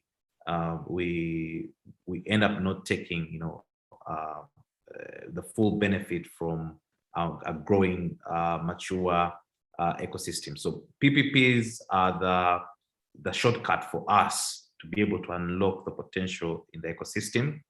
But if we, at the foundation level, do not get the right roles and responsibilities for each of the partners, then that's how we begin to fail to be able to achieve these opportunities. And like I said, I'm really passionate about the role academia can play, because academia is really the foundation of knowledge. It's why we all go to school to learn, to increase. But we need to see an increasing role of academia shaping the mindset of the market, shaping the mindset of the private sector. And that's where, you know, the opportunity is. If we can get more private sector best use case studies informing research, informing, you know, final projects, then we'll see an emerging of what we call corporate venturing that can now begin to become an alternative source, an alternative sustainable source of financing for the STI ecosystem. I'd like to stop here. I don't know if I've covered everything, but we're always open for conversations on how we can strengthen the ecosystem. I think we're one of the organizations that have embraced our role, and you say we're an ecosystem builder. And what that means is we bring together, we convene different stakeholders in the ecosystem and let them, spotlight the work that they're doing to ensure that is a connected ecosystem. Thank you very much. Okay, thank you very much, Japheth. You've answered most of the questions, but we still have two more. One is a comment, which you have covered a little bit, but can they, this is coming from Moses. He's asking, can the academia be part of the innovation system? I think you've answered that. The question would be how? Actually, I think for me, academia is the leader of the ecosystem. But if we at the moment, academia has taken a back seat for the ecosystem. If you look at the ecosystems, like I said, that have grown, you go to University of Cape Town and all the talent, all the knowledge, all the research and its role. If you go to Boston and Harvard, if you go to Silicon Valley and Stanford. So everything for me begins to rotate by academia taking that leadership role. And the how for me is market relevance for the research, market relevance for the science, market relevance for the talent, especially that you're getting. I think one of the biggest challenges we face in technology incubation is talent.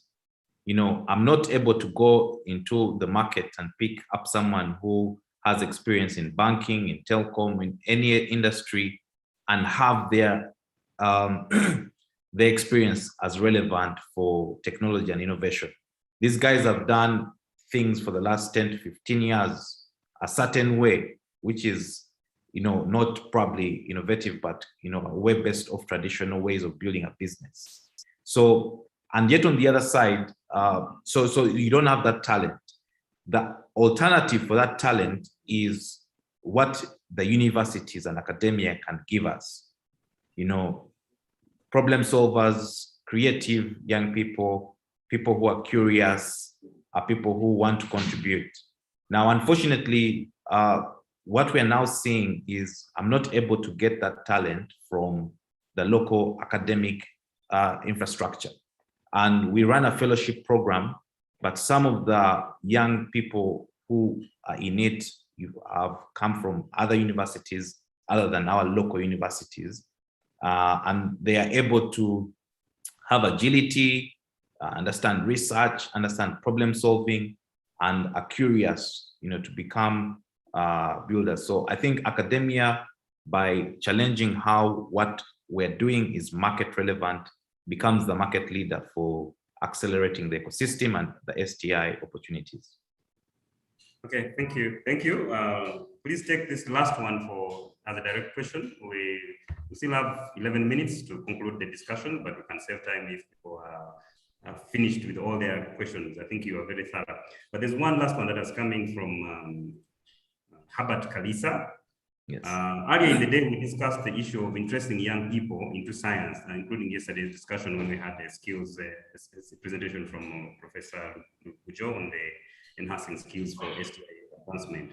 So the issue that came up yesterday was, and even this morning from the policy discussion, was about how do we make young people be interested in science and innovation.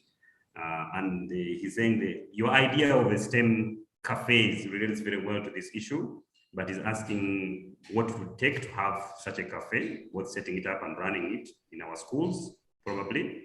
And is there a way we can have an affordable version of such a cafe? Can you send us the model? Is it on your website? How can we interact more with you on establishing something like this into our education system? Thank you. Yeah, we're happy to share what we're trying to achieve with the STEM Cafe and opportunities that are there to connect with the cafe.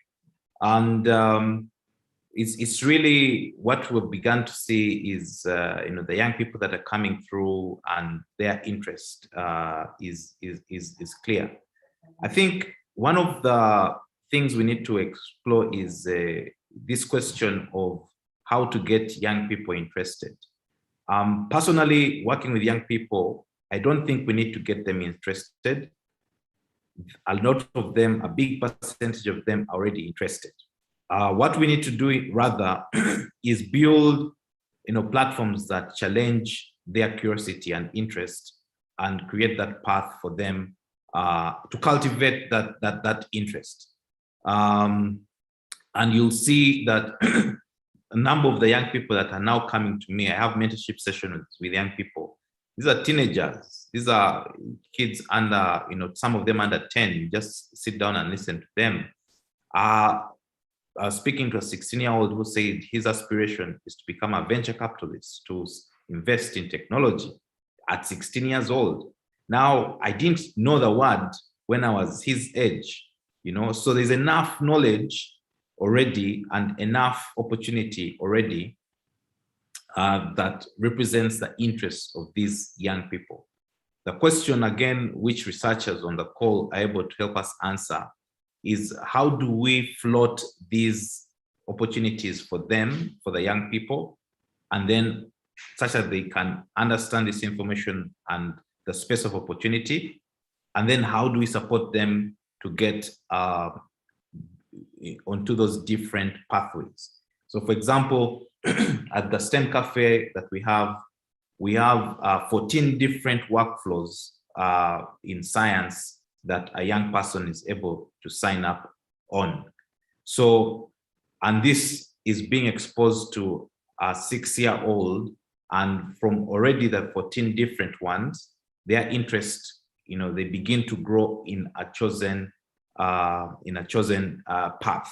And I think we've also seen that there are so many calls of people to let's challenge the education system, let's change the education system. And I think, if anything, COVID-19 has, helped create that opportunity for us to say, how do we then go on ahead to challenge that education system? I think it will be dangerous for us to, and I've had so many people wishing things can go back as normal to how it was. We would be going back to exactly how it was. So I think the opportunity for us here is how can the research, as on the call, already tap into the existing interests of these young people and create those opportunities for them to cultivate that interest that they already have. So I wouldn't play at the point of getting them interested. I would play at the point of cultivating the interest that they already have. But we have strong partners also in education who are able to share how do we integrate this into the education system, this into everyday life for the country. Thank you very much. Thank you. We had one last comment. I will not call it a question. It came in from Abraham. Abraham, I think, is still with the National Planning Authority, so it's part of the discussion on industrialization. So his comment was on, read it out here. He thinks academia should take lead where there is a strong industrial sector that seeks for outputs of the research from the academia. He thinks the reason for academia taking a back seat in Uganda is because he believes the industrial sector is not demanding for the outputs of academia. So that's why the academia end up shelving their innovations. And this, of course, at the end of the day, saps their energies to continue with innovations. I think the strong linkage is needed to connect with academia and industry, but it has to be purposely built. But he also thinks industry should provide the market lead for identifying research gaps that should wake up the academia. This was his comment, and you talked about this earlier. If you want to comment on this again, I would allow you. No, I think it's a very interesting one, and I totally 100% back it, that the lack of interest from industry to demand from academia makes academia take a seat back. But I'd like to, as an entrepreneur, I'd like to give academia a tip from Sanzu that says that the amount of opportunities expand as they are captured. So what that means is industry will, if industry is not demanding for academia and you take a back seat, then you'll forever be in a back seat. You know, but the entrepreneurial mindset in this case is industry actually needs you. They do not know what they don't know. So if we begin as academia to expand the amount of opportunities by making a lot of what we do market-led, solving problems, making it relevant, then industry, which is mostly commercial and market-led, will begin to see us as an ally to explore how they can work together. And I think Benon also in one of the comments has brought it out well, where he says that growth in industrialization will greatly be an enabler for universities to respond to the needs of industries. So he says that when oil and gas got discovered, Makerere started a petroleum course to respond to the need, you know. But my entire point, I guess, is we need to stop being responsive as academia and begin to take the lead, because that's where the opportunity is for academia to take up its rightful position within the STI ecosystem. Thank you very much, Japheth. I'll close these discussions for now. If anyone has any other useful comment, okay, any comment, please post it on the chat. We'll capture all of them. Thank you, Benon. Yours has been ably addressed.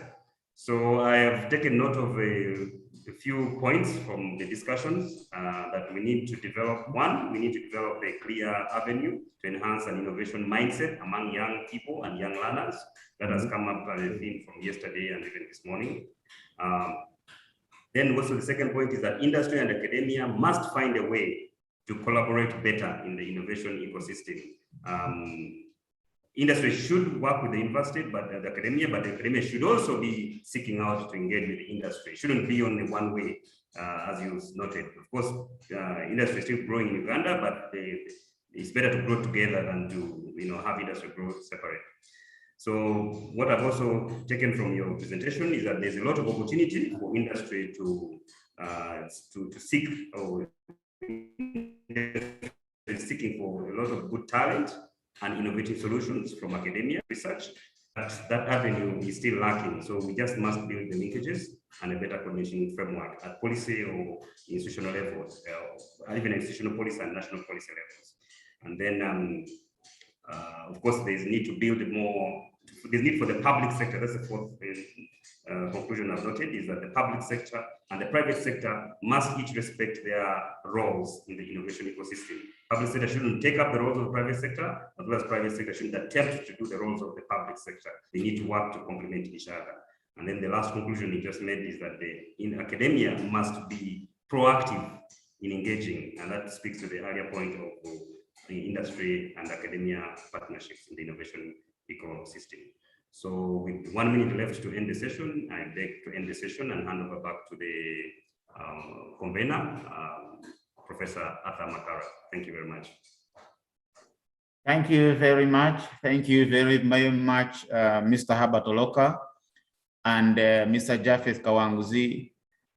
This is great. This is amazing. I wish you could give a clap offering to Japheth, but we can give him an E-clap, whatever we might have to call it. Thank you so much, Japheth. Thank you for that insight. We start from where we began. It is about not taking a back seat. It is not about being inactive until you're activated. COVID caught all of us unaware, and we have been talking about STI before COVID came, and it's high time that we style up all of us and we'll be able to use the solution that provided. So I'm going to ask the IT person to post the question in the chat, which we shall be able to participate in concerning IT. Please, could you post something in the chat so that the participants can be able to participate in answering some of the questions. We are now into the wrap up and closing. I would like to request members who are in to stay put. We are shortly going to be closing. We are not going to take so long. We are expecting the Vice Chancellor of Makerere University to be in to officiate the closing.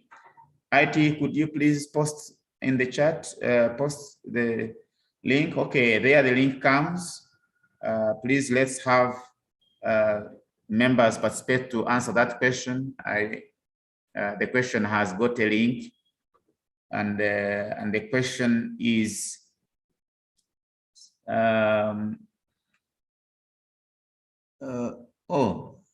the ranking. What is the question is not the right one, IT, because the question is not saying select as many as you want in the preference order. It is giving us the answers, but is not giving us the question. IT is working on it. Be patient with him. Just a moment.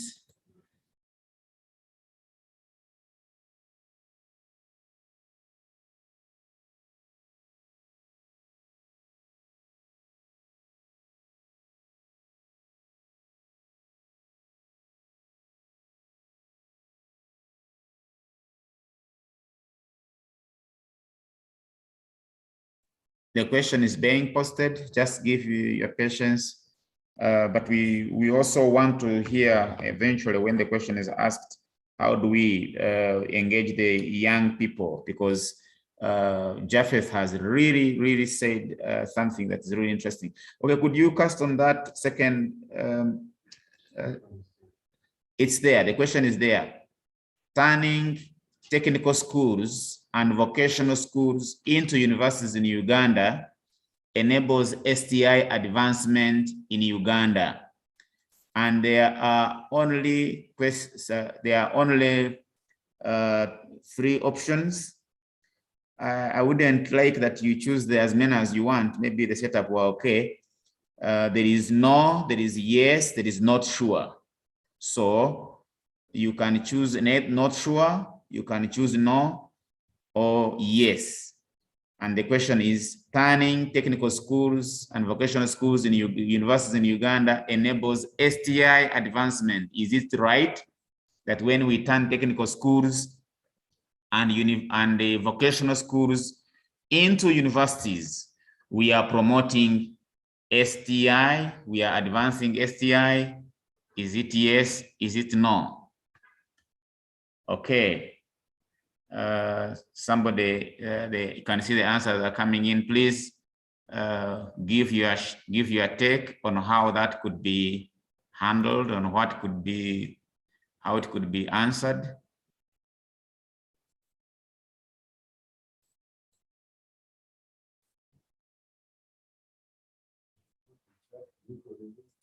Just go to the chat, and click the link. You will be able to find. It wouldn't be good that you select yes and no. You will be canceling your answers. So please select one answer. Somebody is saying, I don't see the link. I don't see the link. There is no link in the chat. Oh my God. The link, can I ask IT to select the link is there, it is posted again. Go to the chat and click on that link. It will bring the question. Okay. We are now having more no's than yes, than not sure. There is no yes actually. Oh, the not sure are shrinking. The no's are increasing. That should speak to us. Somebody is saying yes. Some people are saying yes. Some people are saying yes, yes. Others are saying no. Or the yes have overtaken the not sure. Yes, please. This is quite interesting because some people think that turning technical schools and vocational schools in Uganda into universities, I beg your pardon, turning technical schools and vocational schools into universities in Uganda enables STI development. I think we can pose it at that. This is quite how 21 or so votes or 22 votes. You can keep them coming in. We are about to post another question so that it gives us informed poll and views on what you think. So there are more people, there are more votes thinking that the answer is no. And this perhaps alludes to what we discussed yesterday. I wish we had asked this question before the presentation of yesterday to see whether that's what we thought, or this has been caused by the influence that Professor Gujo gave to the audience that they presented. But still, we still have some yes and some not sure. But thank you very much, ladies and gentlemen, for your participation. I would like to ask the moderator, the IT. Somebody is saying we can borrow from Germany. The universities, they have universities of applied sciences. That is somebody's comment. Yeah, they have universities. What about in Finland, where they begin skilling early at the age of 15, 17, 15? A child has already made a decision, or is he able to be skilled into whatever they want. But there are those who are not interested in that. They are more interested in academics. So opportunities are given to all. I think these are very interesting discussions. IT, what have you posted another question? IT, please post the other question that we discussed about in the chat, and then maybe we can end at that and we begin the closing of the session. Okay, there comes another question. How do we support interested young people to utilize STI for development? This is speaking to what Japheth has just asked. He's telling you somebody of 15 years, and he's telling you somebody of 14 years, somebody of 16, of 17, 15, 14, is interested in doing something that can pull him out of poverty, or that can, I mean, in most cases, these are the people who are not able to maybe advance in academics. And I think this question speaks to the idea that we tend to be delaying, in my view, the skilling, or maybe the motivating, or maybe the mentoring. So we have a pool of young people. Maybe they are 20. Let's call them youth, the way they call them. How can we support them? Those who are especially interested.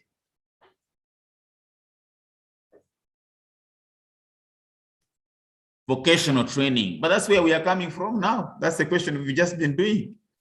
Vocational training is one of them. Somebody has posted vocational training. Practicals, skilling.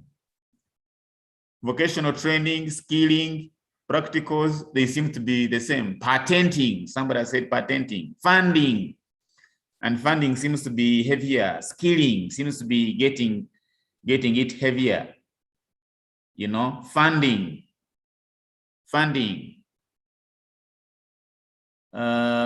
vocational training, competency-based, exposure, vocational training. I am not voting, so I'm not influencing any voting, ladies and gentlemen. These are your votes. Funding and skilling and vocational training. I would put skilling into vocational training, or vocational training into skilling, because that's what it is anyway. We are talking about science, technology, and innovation. I like what Professor Gujo said yesterday, that somebody comes and he begins building up a boat, and he has never had in his life there is anything called Archimedes principle, or he has never heard of anything like I don't know, the angle of rotation, or forces of gravity. There is completely nothing, but the man is so skilled in doing certain things that somebody who perhaps has heard them in class doesn't know. But through ingenuity, you are able to tell that this person is able. So there is some skilling, funding, vocational training, mentorship, infrastructure, competence-based training.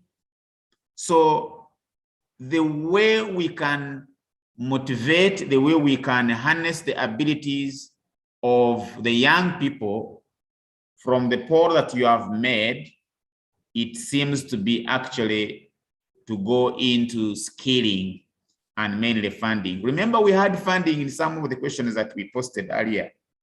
So ladies and gentlemen, this is your opinion. I really want to thank you for participating, and I want to really agree with you. We may have different opinions depending on how many we are, depending on how the size, how we are, but I want to really thank you very much. I want to acknowledge and thank members who participated in this meeting. I want to appreciate all the people who participated in the moderation. I want to thank each and everyone who participated in this particular meeting, the presenters, the moderators, and everyone who participated in one or the other. You will allow me make some remarks, and then this is going to be the opening session. I beg your pardon, my computer is freezing. Bear with me a bit as I sort out IT on my part. Just give me a second. My computer is having some challenge, but I'll be back shortly. Just give me a second.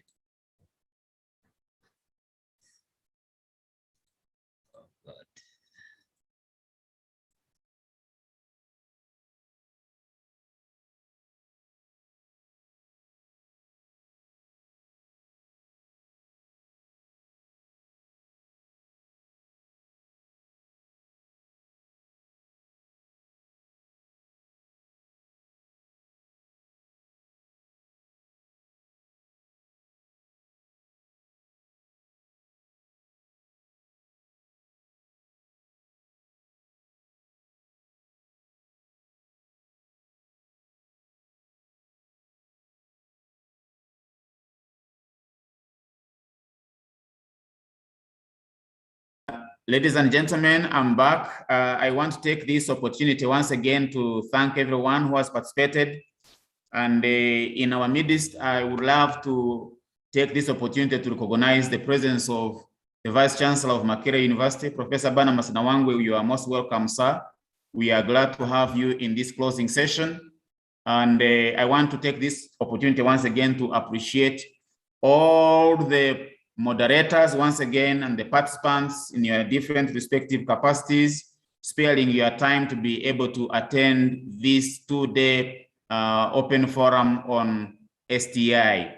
I want to present a communique which we agreed upon and said that we need to be able to give. The Honorable Minister of Science, Technology and Innovation requested us that she needs to know what has come out of this particular discussion. I want to begin by saying Makerere University, through the College of Natural Sciences, organized, hosted, and virtually the first National Policy Forum on STI, Advancement for Development, from 26th August up to today, under the theme Positioning STI to Address Emerging Threats to National Development. Given the emerging challenges in development and recent high-level policy support for harnessing STI in Uganda, STI being program number 17 on NDP3, and within the context of Vision 2040, I beg your pardon, it was placed at the center of driving the national development thrust for Uganda. And Makerere University therefore deemed it strategic to initiate a national multi-stakeholder dialogue with the aim of contributing to the discourse on the role of STI in the socio-economic transformation of the country, given the challenges associated with COVID. The opening session was moderated by Professor Tugume, and who is also the chair of the Department of Plant Sciences, Microbiology and Biotechnology, and comprised of welcome remarks which were delivered by the Deputy Vice Chancellor, Professor Omar Kakumba, on behalf of the Vice Chancellor of Makerere University. And the official opening was graced by the Honorable Minister of Science, Technology and Innovation. The keynote address was given by Dr. Fred Muhumza of Makerere University, And he specifically mentioned 5 most pressing challenges affecting national development, but also the link to STI, how STI may be utilized to solve some of those challenges and others which he also highlighted. The pharmaceutical and health industry session was moderated by Mr. Arthur Makara, the Commissioner for STI Outreach and Advancement at the former Ministry of Science, Technology and Innovation. The detailed national pharmaceutical industry and its own role was discussed, and the role of intellectual property and the post-COVID emerging opportunities of the pathogen economy and the assessment of the role of research and innovation aimed at developing Uganda's emerging pharmaceutical industry was presented by Mr. Ajay Pal on behalf of the Executive Chairman of CIPLA, Quality Chemical Industries Uganda, Mr. Katongole Emmanuel. A discussion and policy recommendation by all participants raising up their hands and comments in the chat were all captured.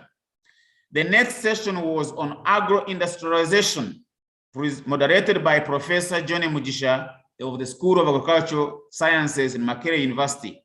It comprised of the presentation of Mr. Gorowa Asman, the Director of Planning, Development and Planning at the National Planning Authority, and was mainly linking scientific evidence to policy making in Uganda and Uganda's agro-based transformation, and based on Uganda's agro-industrialization agenda. Ladies and gentlemen, you have to bear with me. My computer is freezing again. I apologize so much greatly about it because I'm reading our communique from my computer. I want to really apologize for this hiccup because I have to keep my computer on, has been loaded for some time, so it has clicked in a big pardon, please, and I apologize.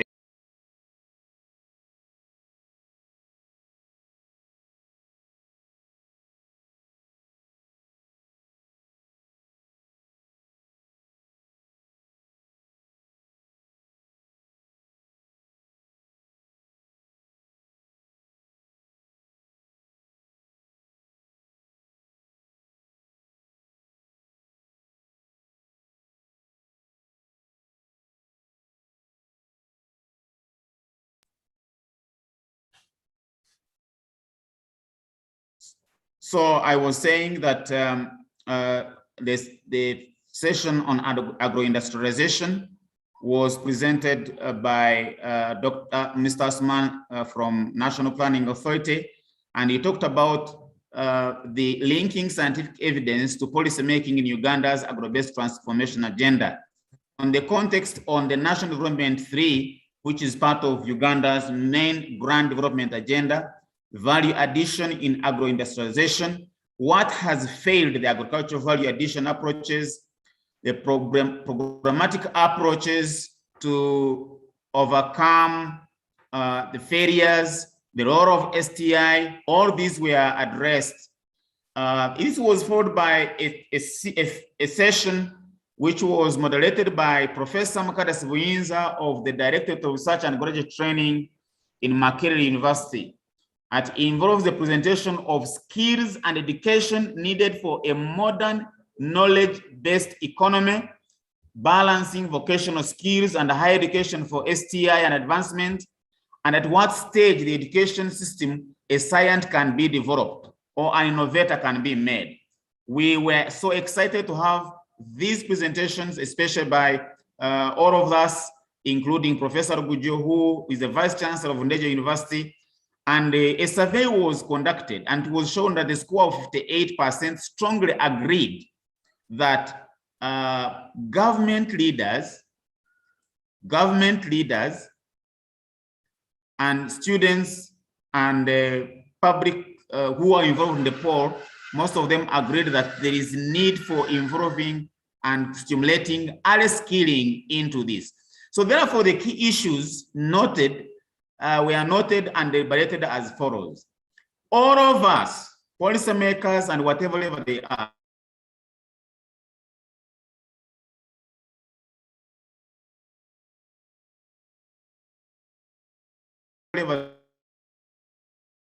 they are. In STI, in research papers and policy documents are not enough. The Honorable Minister alluded to this, that PhD dissertations and journal papers are not enough to spur development and growth.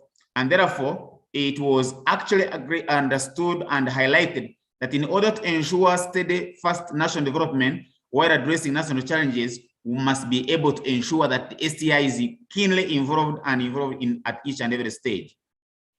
There is a need to have a mindset change by the entire population and also directly involve a layman who is a beneficiary to elite innovativeness, but with unique innovations that need to be harnessed as to maximize every fund directed towards STI. There is a need to always ask questions. How do we benefit as Ugandans? During international collaborations, the implementation of research grants is received from outside as a slave model. And therefore, we salute the government for trying to putting aside funds for harnessing national skills which are available for the Ugandans.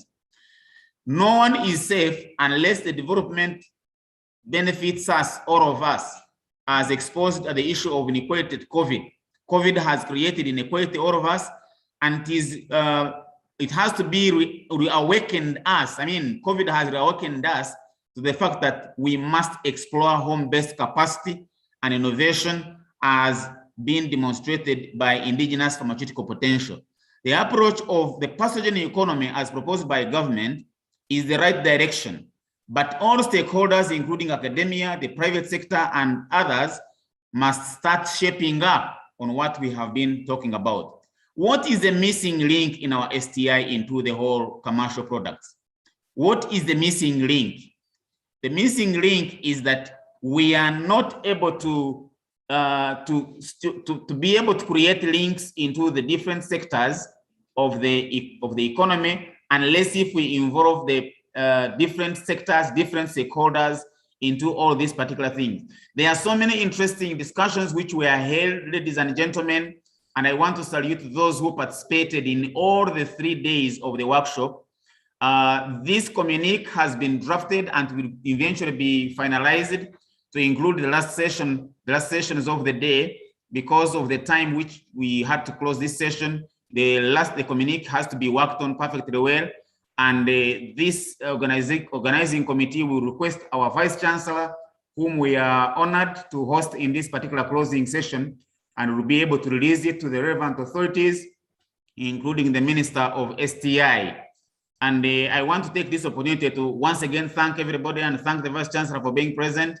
And I want to take this opportunity once again to now invite the Deputy Principal of the College of Natural Sciences to come forward and on our behalf really invite our Vice Chancellor, and our Vice Chancellor will be over to issue the closing remarks. Deputy Principal of the College of Natural Sciences, sir, are you there? Yes, I am. Please invite our Vice Chancellor and let him be able to close our meeting. Thank you so much, Professor Tugume, the convener for this forum, for giving me this opportunity to be able to be the one to invite the Vice Chancellor to give his closing remarks. First of all, let me use the same opportunity before I invite him, just to make a few notes, what I've noted so far. Yes, the two-day National Forum, Policy Forum on STI has tackled so many important issues as far as the development of our nation is concerned.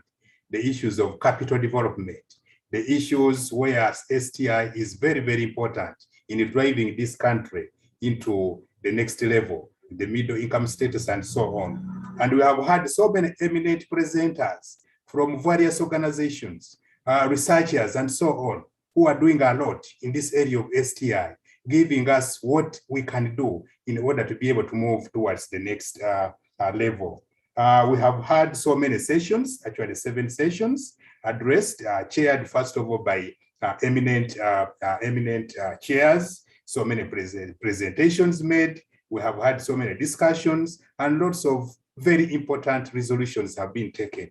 It is our hope that these resolutions, which you can refer to as the policy recommendations, will be taken on by the ministry, relevant ministry, and all those who are concerned, so that we can see our country moving to the next level.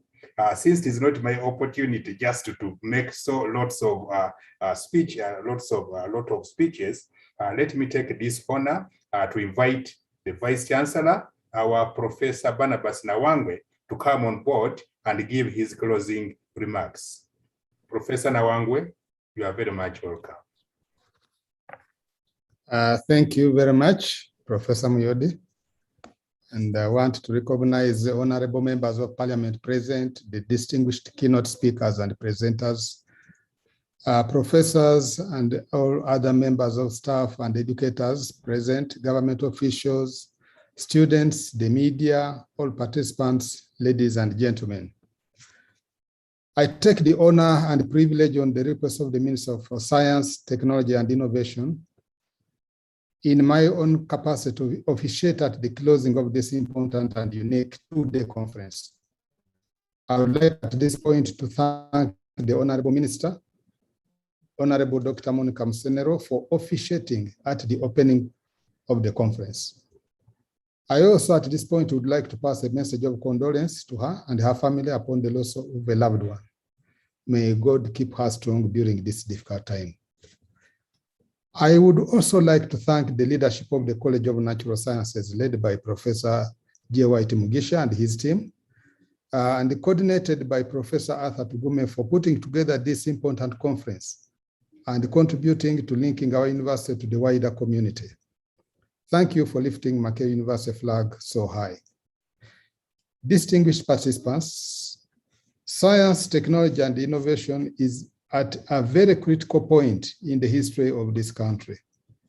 It is destined to redirect how our country will develop and transform. And for that reason, it has attained highest level of political interest and support. And I think there is almost no speech that the president makes these days without referring to the role of science and technology. The academia, the private sector, as well as civil society and the media are critical players in this arena.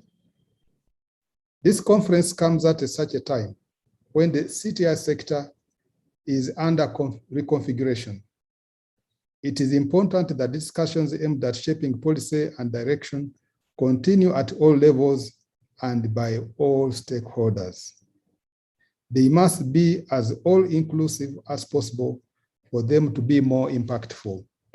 And I want to urge all of us to take advantage of the enthusiasm and the energy that the new Minister of Science, Technology and Innovation has put in this. We must take advantage of that.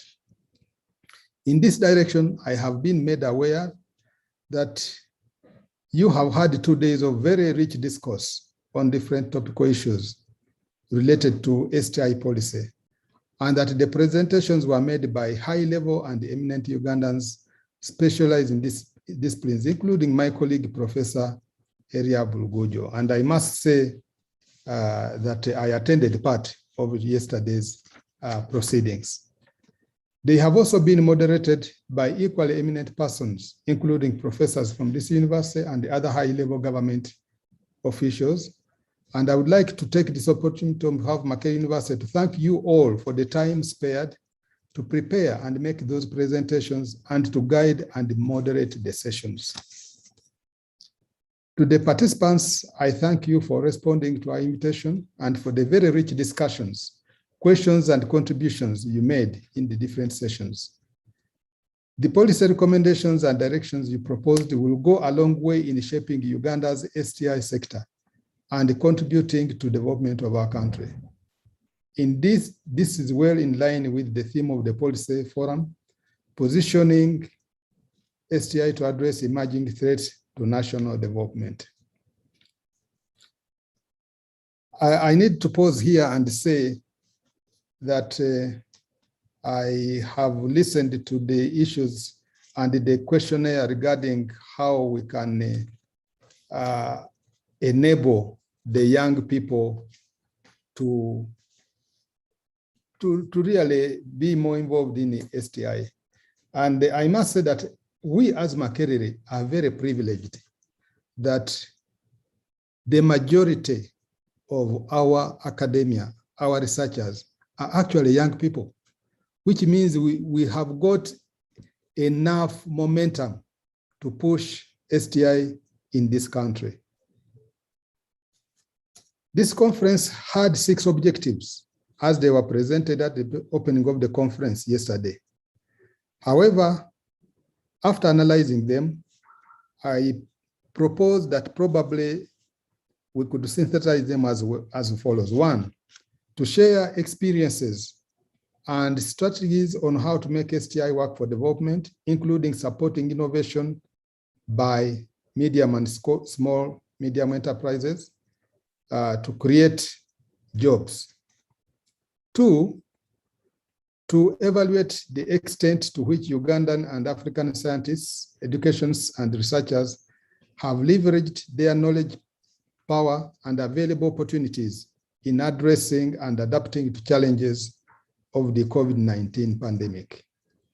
And 3, to generate consensus on how to positively engage the public and constantly be involved on policy and other issues related to STI. As you probably are aware, we are making several interventions to ensure that the enormous amount of research and innovation coming out of Makerere University does not just gather dust on shelves, but really to transform all this knowledge into products and processes for the benefit of our economy. And to that end, you may be aware that I appointed one of our lawyers to initiate the operationalization of the Intellectual Property Office. And they are already doing a good job. And that is headed by Mr. Godi Muhumza. We are already working with the WPO, the WIPO. They have already donated to us hundreds of books on intellectual property. And these will be available to all our researchers who would like to take their research to a higher level.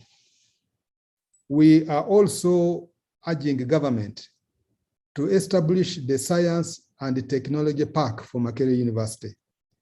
I am aware that we need several parks of this kind across the country, but we must begin with Makerere University, where already there are a lot of low-hanging fruits. There are a lot of innovations that have not been commercialized, and yet that could easily be commercialized. And so we are going to emphasize this to the new minister to, as soon as possible, establish a science, technology, and innovation park at Makerere University. I do believe that the above objectives have been fully met, and what may have not been realized will be refined in planned follow-up, themalized, and focused workshops. Based on the success of this conference, I have no doubt whatsoever that all that is planned will be accomplished by my team at the College of Natural Sciences in collaboration with other colleges and all other key stakeholders. May I just emphasize that it is our role as the major and the key university in this country to lead policy discourse. If we do not do that, nobody else is going to do it. I must therefore thank Professor Tugume and his team for organizing this conference. As you may be aware, Makerere University is in the process of transforming into a research university. This process has been ongoing for a while.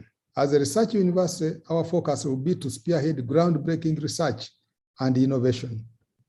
I would like to once again appreciate the funding provided to Makerere University by government to support research and innovation that has boosted our research capacity and outputs. I am sure that you have been informed that so far we have received 45 billion shillings from the government, and that we have already awarded more than 700 projects out of more than 1,200. And we are urging the government that the potential at Makerere is so huge that we must take advantage of it now, because all the 1,200 submissions were actually high quality submissions, but the money we have could only support 700. I am glad that among those, we have worked with researchers and innovators from other universities in Uganda and also from the public and private sectors. I would like to once again appreciate, this will go a long way in placing the university at the forefront, playing our role as a premier university spearheading innovation. This conference and discourse of this nature that help link the university to government and industry are highly appreciated. I would like to assure the leadership of CONUS and all the participants of this conference that management will support all the endeavors in this direction. In the same vein, I would like to assure you that the final communique that has been read just now, which summarizes the resolutions of this conference, will have my endorsement for distribution to all stakeholders. I also assure you that a high quality report, as indicated in the communique, will be produced by the university and shared with you. Finally, Makerere will continue to lead and grow this forum into a semi-annual conference of STI stakeholders. I conclude by requesting you to continue keeping interest in this area of STI, as it is the cornerstone of transformation of our country, as it has clearly emerged in this forum. And whenever we invite you again, please don't hesitate to join us in these efforts of national importance. To my colleagues at Makerere University, I want to repeat what I have said many times. This country has heavily invested in us. And the investment is not just for the sake of it. The country expects a lot from us. They expect us to set the direction of the development of this country. And we are obliged to respond to that expectation. I'm very happy that a lot of innovations that have come out of Makerere University are already being commercialized, but many, many more have the potential to be commercialized. We are doing well, but I know we can do even more. I thank you very much for listening to me. And now I take the honor and the duty on behalf of the Honorable Minister of Science, Technology and Innovation, and on my own behalf, to declare this first National Policy Forum on Science, Technology and Innovation for Development officially closed, as we build for the future and for God and my country. Thank you. Thank you so very much, Professor Nawangwe, the Vice Chancellor of Makerere University. One of the moderators or the team members was requesting that we take a group photo. Herbert Oloka, could you please take a group photo? I would have to request every one of you who is able can have your videos put on. Herbert, please manage the group photo wherever you are. And once you are done, you tell us to log out. The meeting is officially closed. There are no more presentations. We are only taking a group photo. Everybody, if you can, please, unless if you are in a place you think you shouldn't, but please put on a group, put on your videos. You can still mute and don't mute yourself. I mean, you mute yourself, but put on the videos. And yes. How about when you are done, please let us go. Yes, but the host has he allowed everybody to be able to allow their video? IT, please, could you allow everybody to put on the video?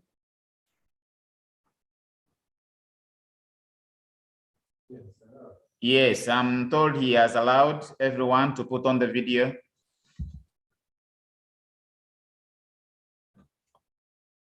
I see So very few. Is everybody here? There are a few people who are still yet to put on. Yeah, Rita, our PRO, can't see you. Arthur Makara.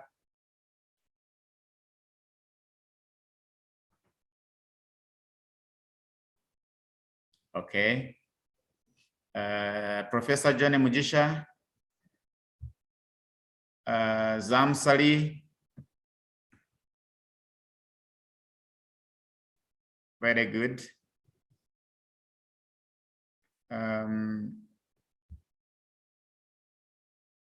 I think, Robert, you may have to manage with those because I can see the number has dropped.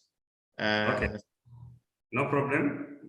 Taking those, we shall add it to the report if necessary. Yes, thank you. You are done? Yes, we're done. All right, thank you very much. God bless you, everybody. Thank you for coming. Once again, we see you again. Bye, the meeting is closed.